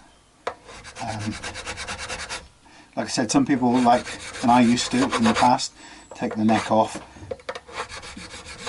use the truss rod to, I can tell these have been done by someone because the ends are very, very slopey.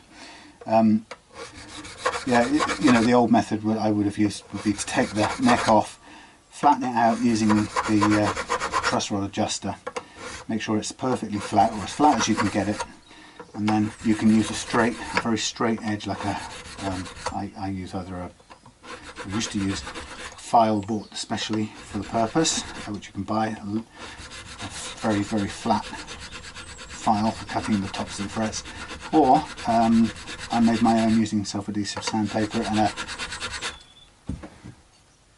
spirit level from B&Q, which has been kind of machined pretty much flat, and those things will cut your frets down nicely and take away any high spots until you're down to kind of level, the average level on the whole neck.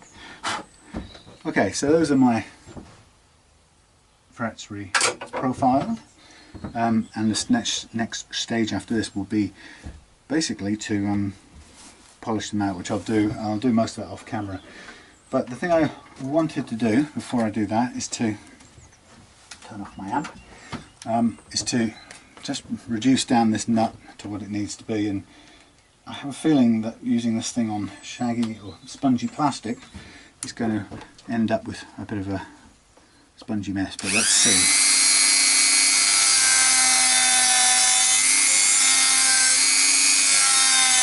Okay, it's cutting it.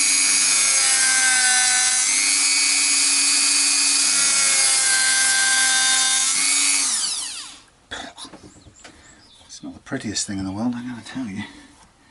And it tends to, before you know it, it puts sort of doubles over the plastic, because it makes a little sort of skin that falls into the slot, which is not really what we want. I might have to just get a blade and carefully extractivate that. You can see the bits that have folded over into it, but it's doing, there you go, it's not bad, it's doing the job. But you need to empty it out just to see how much depth you've still got to cut. I don't want it to be razor sharp on the front. Notice I'm using the Dremel with 2 hands at all times. If this thing were to, actually this melts this very quickly. If this thing were to fall on there with the spinning chuck, the steel hitting steel, would put me right back to square one in the fret leveling Hall of Fame, which I really could do without. So I'm just going to leave that there. I've got a bit of softening I want to do on the front, but I don't want to dare put the spinning chuck anywhere near it. I will cut out these, or dig out any of these folded over bits, and I will get the said spirit level that I mentioned before, since it's a big flat thing and it works as a file quite nicely. Just trying to really scrape off all the plastic hair. I'll get the thing, which is somewhere, and it's quite long and straight. What I'll do is I'll just use another bit of my masking tape, and I'll just cover this off with a couple of layers just for a minute, because I just want to use the flat thing. When you talk to the video a lot, you just sometimes just lose the will to find words.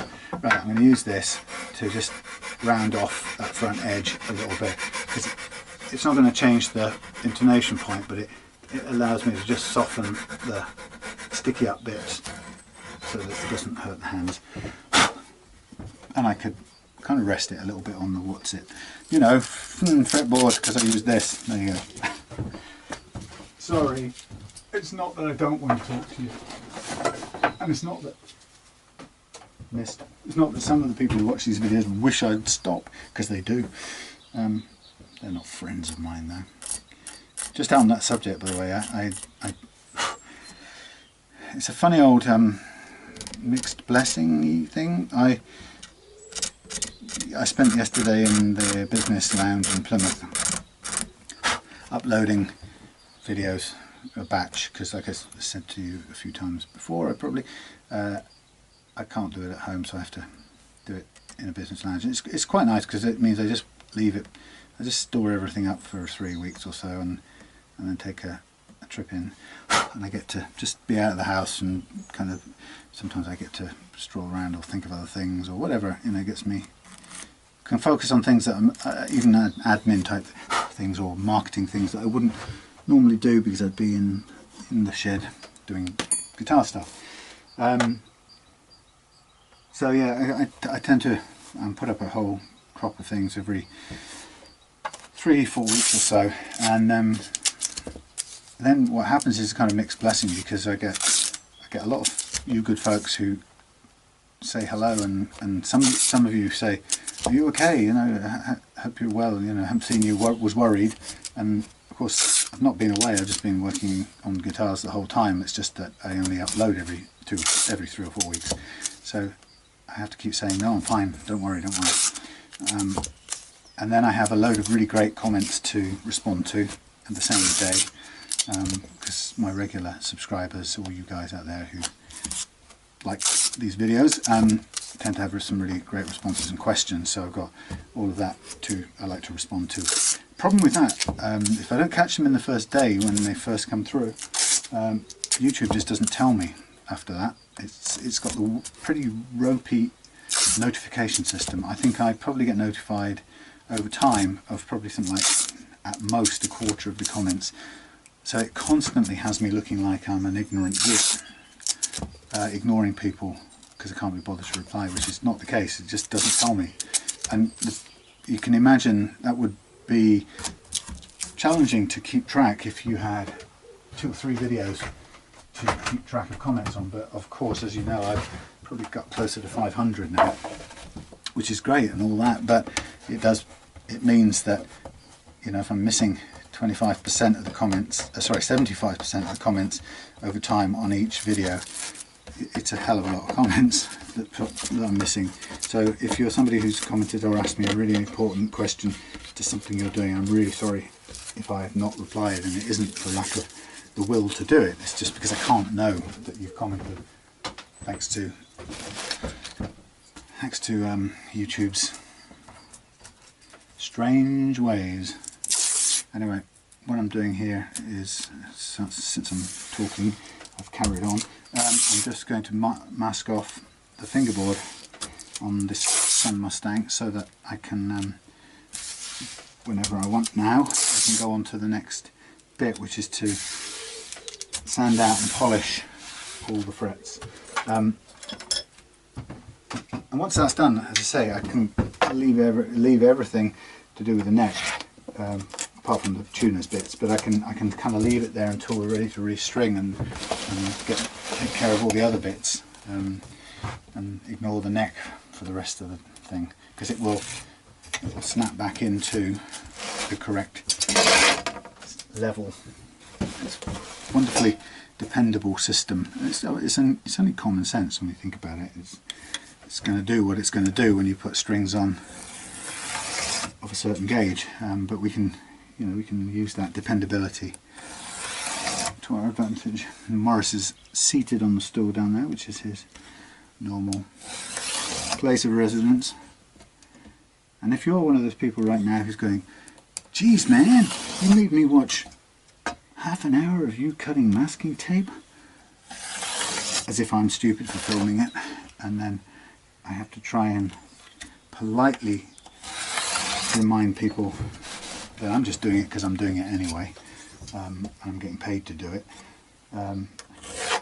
They may want to reconsider why they're commenting on it if they hate it and don't like it, instead of just moving on and finding some more interesting video.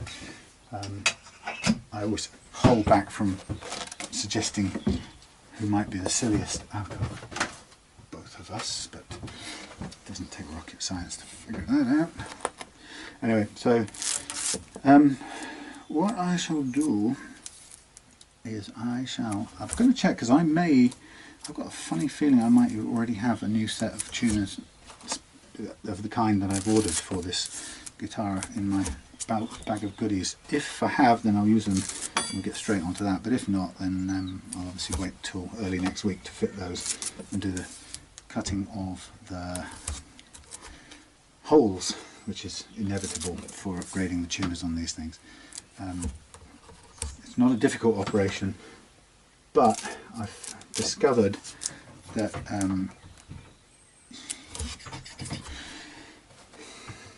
there are some techniques about cutting through existing holes when you've got a size them out quite a bit. I don't want to use a reamer because you end up with more of a ragged hole. But if you try and do it with a drill bit, I found that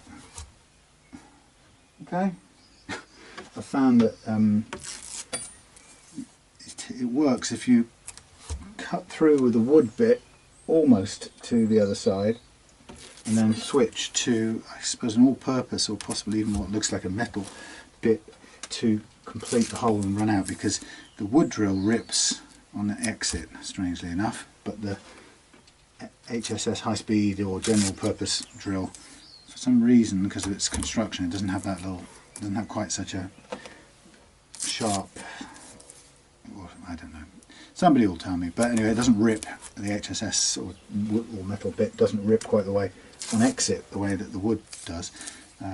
So I'm going to be, obviously I can't afford to rip holes in people's guitars too often. It's happened once or twice in the past when you're changing tuners, and it's just one of those things. As long as it's covered, it's not the end of the world, but you don't want it to be like that. So the secret is to try and work out the technique to get it right. The wood has to be, or the headstock has to be supported by timber underneath it. Whatever drill you use, if it comes out into fresh air, I've noticed that that tends to cause tearing as well, splintering, because, you know, remember you've got quite a crispy sort of polyester finish just waiting to be insulted by a spinning drill and have a bit of a strop back at you, and it will split and crack and do, or, you know, little flakes will come off as the drill comes out, that kind of thing, chips, and you know, you don't have any control over how big they are, which is the pain. So yeah, just one of those things is got to be really careful and minimise the likelihood. So far I found that 4/5 of the way through widening the hole from top down using the wood cutting bit seems to work really well, and then exiting for the final bit using the HSS or metal drill bit seems to work really well as the exit strategy. Sounds like a business seminar. Anyway, so there you go. So Paul, I hope you haven't nodded off yet and your tea hasn't gone cold and you've woken up 4 in the morning thinking, what was I watching before I fell asleep?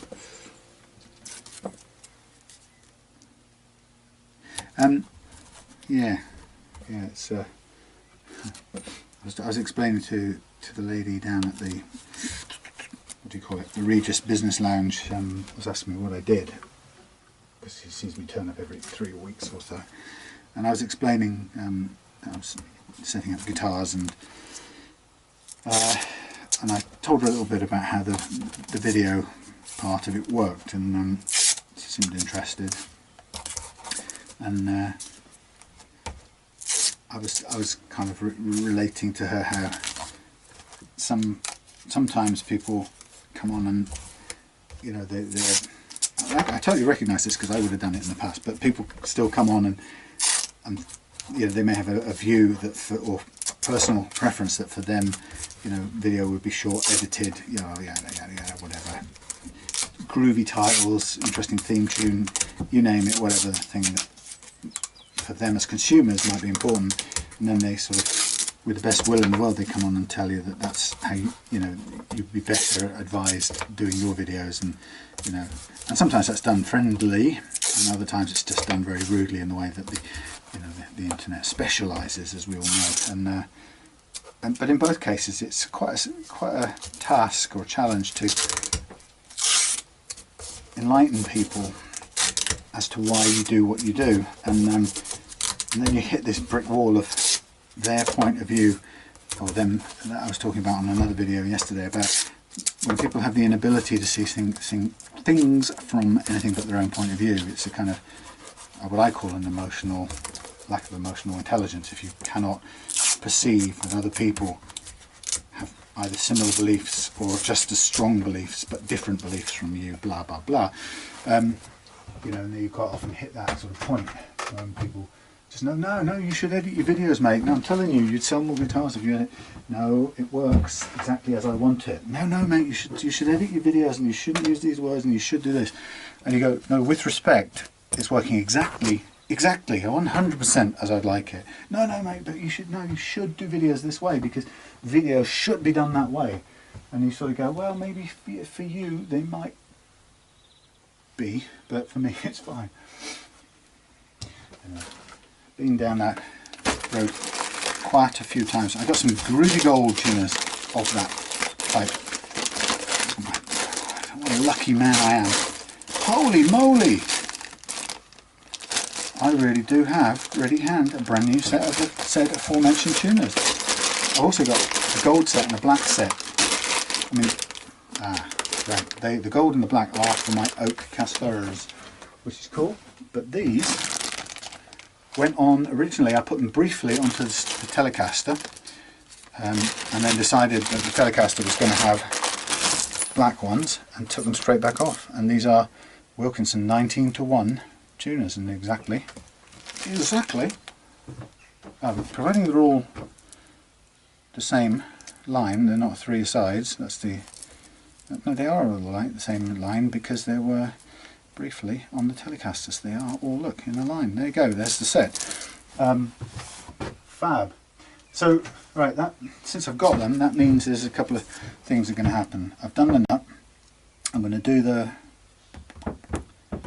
the polishing, and once I've done the polishing, I'm going to do it now for fun while we're talking, you and me. While we're on, I'm just going to take these tunes off, but I'm not going to do the drilling yet. I'll do the fret polishing first, and then I will take the neck off, check everything under the neck, you know, in the pocket, make sure at the heel, make sure all is good. Checks the time. 220. 240, I mean. We'll take the neck off, make that tiny adjustment in the truss rod, go and drill these out, fix the new tuners back on, and then we'll put the neck aside as we play bleeding rusty screws in the body game. Now, this is where I'm going to learn something, because like I said, I've got equipment for pulling out or drilling around large rusted off screws in bigger pieces, but I don't have anything yet fine enough to do the same sort of job around something as small as this. I have no problem if I could drill around and pull out the plug of wood and its contents. That would be absolutely great, because I can fill with another kind of timber, and you know, it's all under the Pickguard and we can all be friends and nobody needs to know. However, I'm not sure if there is a fine enough tool that will do exactly that job. And if that's, this one's rusted as well, darn. If that's the case, then what I don't know really is how we're going to get them out. That's just yet. So like there we have rusty, horrible, shredded screw ends. Go away. Change back to the acceptable proper one. So these tuners, I diligently, I've thrown millions away in my time. I had a couple of spare sets just recently, and I thought, no, I'm going to do what everyone else does. I'm going to put them up for sale for a couple of quid on eBay, and I listed a couple of sets of them, and I had some Wilkinson ones as well. The Wilkinson, both the sets of those sold, and of course nobody is interested at all in buying these horrible Chinese things. So these are going straight in the bin, hereafter, therefore hereunto, because there's absolutely no point in arsing about with them. They're just horrible. Okay, so, not to get ahead of myself, we'll come back to the body end of stuff later. We're going to concentrate on finishing the neck stuff. Oh look, we're not a body end adjustment. It is me. Oh, modern days. Modern days. Right, I could have done that. I'm so sorry. I didn't even look. So used to, you probably might have looked at this while I was doing it thinking, what's he on about?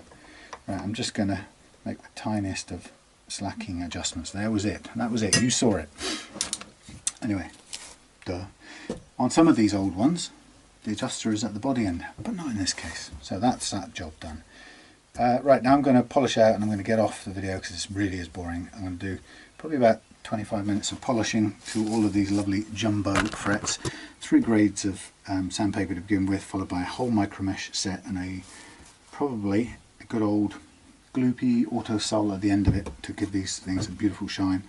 And then that will be that part of it done. I still need to take the neck. Do you know what? I don't need to take the neck. Yes, I do. Got to get it under the drill. I'll take the neck off and I'll knock out these little grommets, ferrules, and then drill out. I won't show the drilling out bit on camera, it's on some other videos, but I'll just do that and then come back with the new tuners fitted, this neck sitting off to one side ready to go, and then we'll get stuck into the puzzle of the rusty screws, the riddle of the rusty screws. Spooky music. Right, see you in a bit. Right, just carrying on with Paul's beastie here. I'm just restringing this and I wanted to get it finished. I've sort of jumped ahead a bit and missed you out on some of these things, so I do apologise. I've been under the time cosh a little bit, hence I just got on first thing this morning without putting the camera on. But anyway, just to update you, I waited for the new tremolo bridge plate screws to arrive, which they have. Put those in. I've put a new bone nut in, which gives me a chance to just slightly spread the strings a little bit wider. They weren't too bad before, but there is just, first of all, it wasn't bone, and secondly, there is a little bit of room for improvement in that spread of the strings to go just a little bit further to the outside, but that's already been achieved by the addition of this bone nut. So really all I have to do now is just cut the slots down to the correct height to go back to where we were. What's this clunking on? Okay. These yeah, so I'm just going to get all this strung up. I put a new string tree on. It's the same kind, but it's new and unrusty, unlike the last one, which was rusty. They're not the best. The butterfly looking things aren't the best in the world, but they do the job. What I will do is put a tiny bit of grease on the underside, just to prevent it from catching, because sometimes metal on metal can cause a little bit of drag on the strings, and it can just mildly, very fractionally, affect the tuning. I've just been in the house restringing Rod's Taylor baby over there, and one of the things that I've just been looking at it, and I'm not 100% sure. I've had a theory for a while that there is a massive flood of fake strings on the market. Now this may sound a bit over the top or a bit conspiracy theorist-y nutcase, but I'm not sure that the strings, I'm paying full price for them from various different sellers, paying for Elixir strings. I'm just thinking, I'm not entirely convinced that I have been able to buy what feels to me like 100% genuine ones for the longest while. Now this isn't great news, but obviously I don't really have any choice. I buy them from either Amazon or eBay, and whatever's happening, I don't know, something about the feel of them, unless I've forgotten or something over time, but I'm not sure they feel to me like how I remember. Oh my god, there was a little flake of something and it looked like a chip on the neck. Please no. So I'm just going to pull these into shape. Now I've got to lower the slots on this next, having put a new nut on, so there's a little bit of work to do. Oh, and I have to probably go back and get the packet because I'll need the gauge. Oops, there you go. That's what often happens if you're not paying attention, or if you don't get the ball right up into the plate or into the what's that thing, the block. You can get the string stuck and it doesn't come all the way up. No, it's not a problem, it just adds a bit of extra winding onto the end here, but you don't want that to happen while you're playing, so it's good to make sure it's ironed out in the first place, which it is now.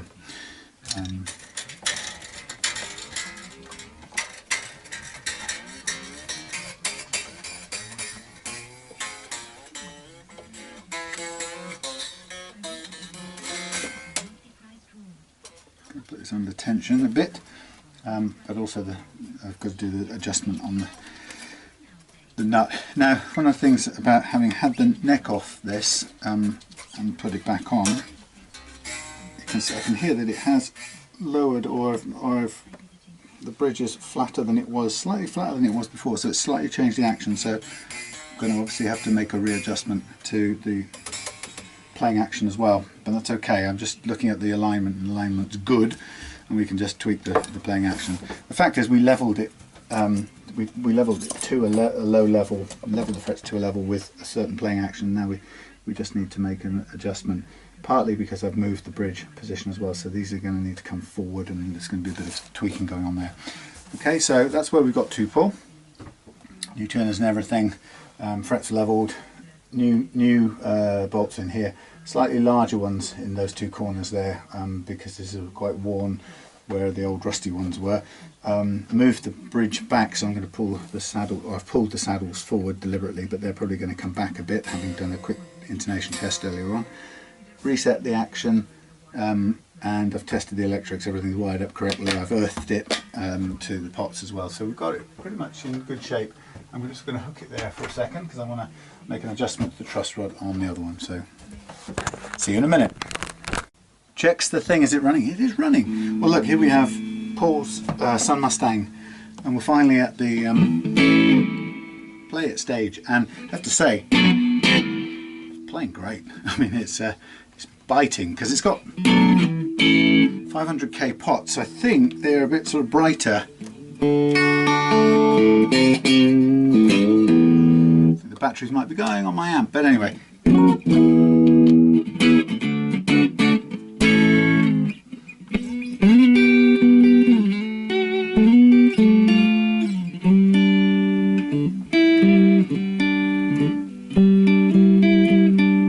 Yeah, it's playing really well. So everything is in kind of good order. I've just filled a little gap at the end of the nut here, which I had to shim.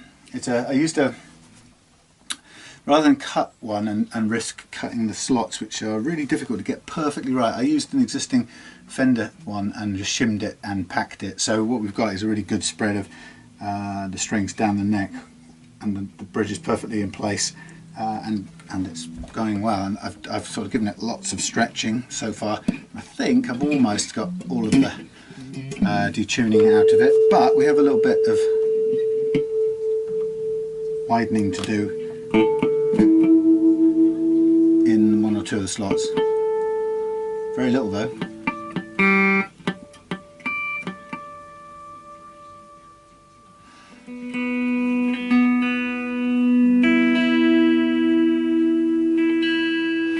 So you can hear that kind of very bright sound.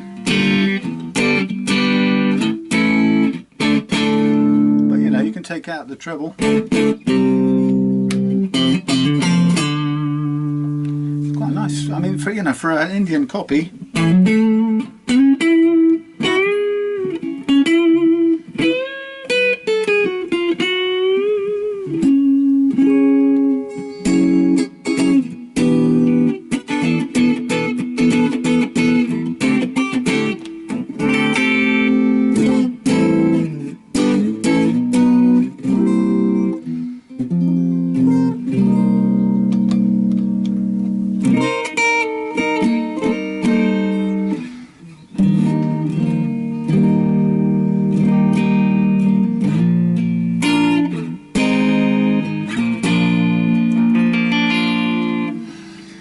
There we go, it's Indian made Sun Mustang, kind of rescued a bit from the rust pile that it was fast becoming beneath these covers. Now, you know, what we've got is a tiny bit of touch-up paint showing through, little tiny bit there.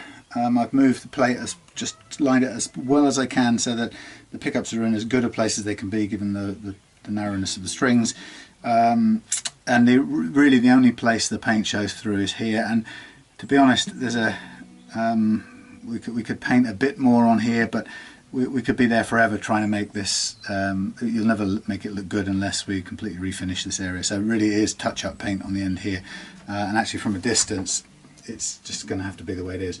on the back, just to let you know what I did, instead of digging holes to get these stumps out, because they were all rusted out as well, what I did was I basically just moved the plate off to one side slightly and just created new holes for these new Pickguard screws, or plate screws. So it's just moved, still usable in the same way, just moved it to one side rather than kind of do any more surgery on it. Could do with just filing down the nut. Once this, I put a little bit of lacquer on the end of that fix at the end there, so once that's dry I might just file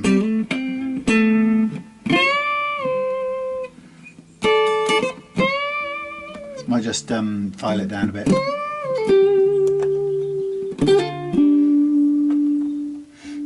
Volume, the controls aren't the world's greatest. The tone seems a bit all or nothing, certainly on, where is it?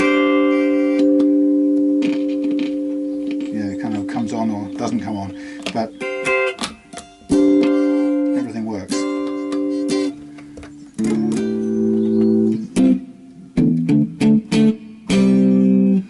And you know, with a humbucker to play with down here.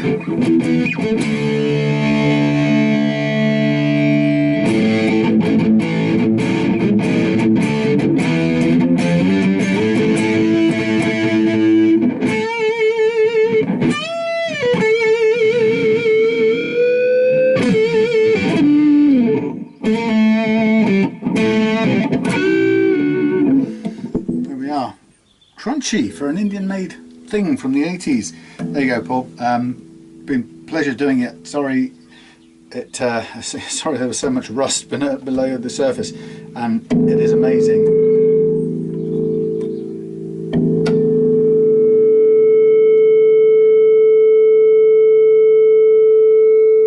It's amazing how much damage rust and wood do together. Rust and wood do? Would do. One of the things that I noticed just a little while earlier, where I was putting on the back plate, is that the back wall here, where the tremolo screws have sat and rusted, again I didn't dig those out because it would weaken the structure too much. So what I did was I moved the bridge back a little bit, which means I had to, I still got to, oh that's the last little thing I've got to do. Might as well just do it now actually. I've got to do that intonation thing, but yeah, rather than take that whole section of wood to pieces, I decided to move. It was better to move the bridge back 3mm because I had that much play left or available to me in the whatchamacallums saddles. So it seemed a bit of a good solution, because otherwise it would the only option I had would be to kind of weaken everything by mashing it up, which I don't want to do. So what I'm just going to do is check. I'm pretty sure we had room to get the intonation. I'll do it on its side, but let's just see if we do. Let's go back to clean noises. Okay, so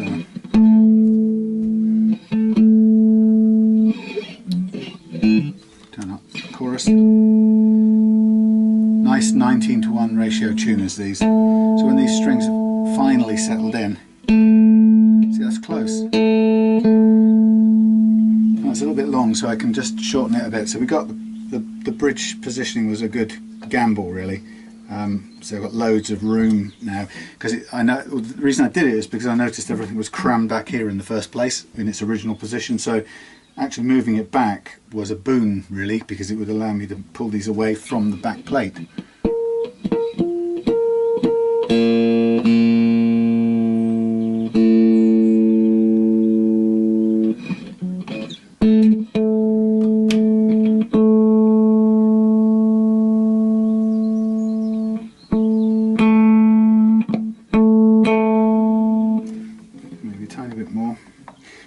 I'm just going to put this in position now. I'm going to make the others around it comply to a similar, or fall in line with that basic pattern, and then see what we've got. I'll go through one by one. I think with I'm going to get quite a bit to do here. Keep going, keep going, keep going.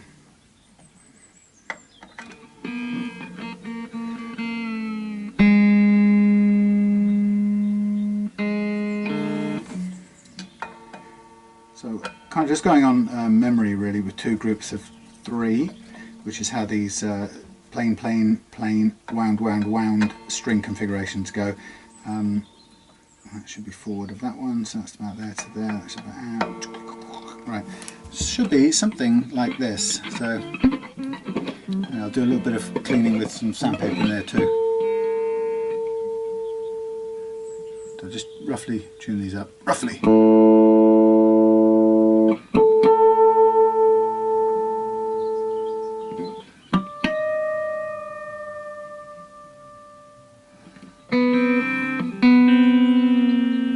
Wrong one.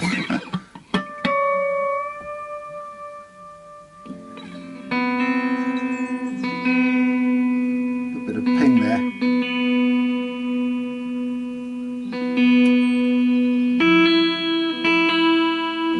Right, now just check these.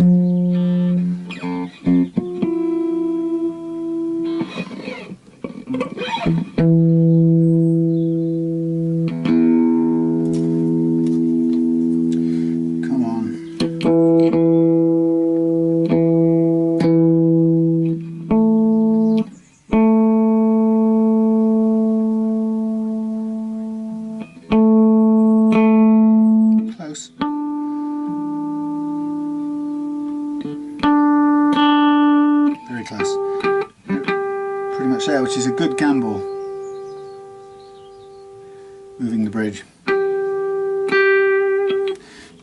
Bit flat, therefore it's a bit long, therefore let's push it forward a bit, so counterclockwise, and then I'll do the others to match since I've already moved those. That's probably what I'd expect. So everything fits in well, except the only one that's just about to run out of room is the top E, but I think we're just about there. So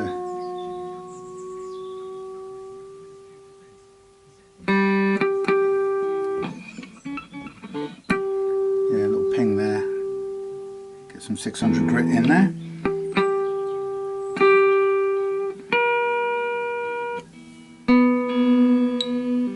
And there. So the G and the B need the slots widening.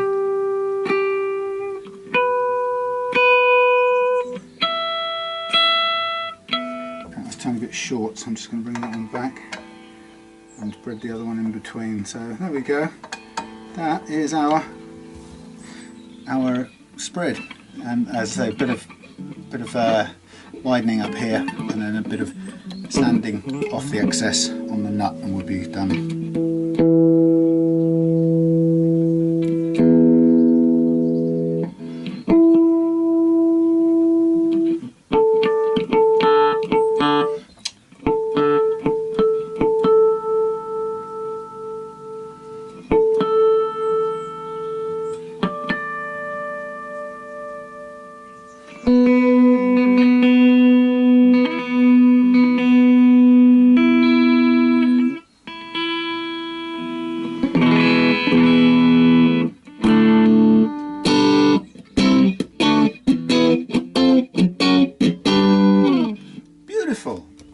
Great little guitar. That's why I like these Sun Mustangs, and have done since the very first time that I played a pearl sparkle one here in this shed, which I bought in bits really. It was the neck was hanging off with neck pocket cracks all over the place, and I just saw it and I bought it because it had those cracks, and I wanted to experiment with fixing it, and I just loved it so much. As it happened, I fixed the cracks to my satisfaction, but it was such a great player that actually, you know, you can't beat these things once they're set up. So there we go. Sun Mustang, made in India, Strat copy, 98-99% full Strat size. Everything else a little bit smaller, narrower gauge, so it makes changing out components a little more, you have to think a bit more carefully about what you're doing. But when you do, things like tuners are easy enough, and if you want to, pickups, but look at that, that's the original pickups made in India, and they sound great. This, particularly this HSS set, same electrics as before. I've shielded the cavities and tidied things up a bit, grounded the shielding, and replaced this jack plug socket, which was horribly rotted and rusted, and we still have a lot of rust and a lot of metal still embedded in this body, but hopefully if Paul keeps this in a drier environment than it lived for the last 20 years, there's no reason why this won't last a good long time and also play beautifully well from now onwards. So yeah, thanks for spending time with me watching this one, and we'll move on to something else pretty soon. There you go.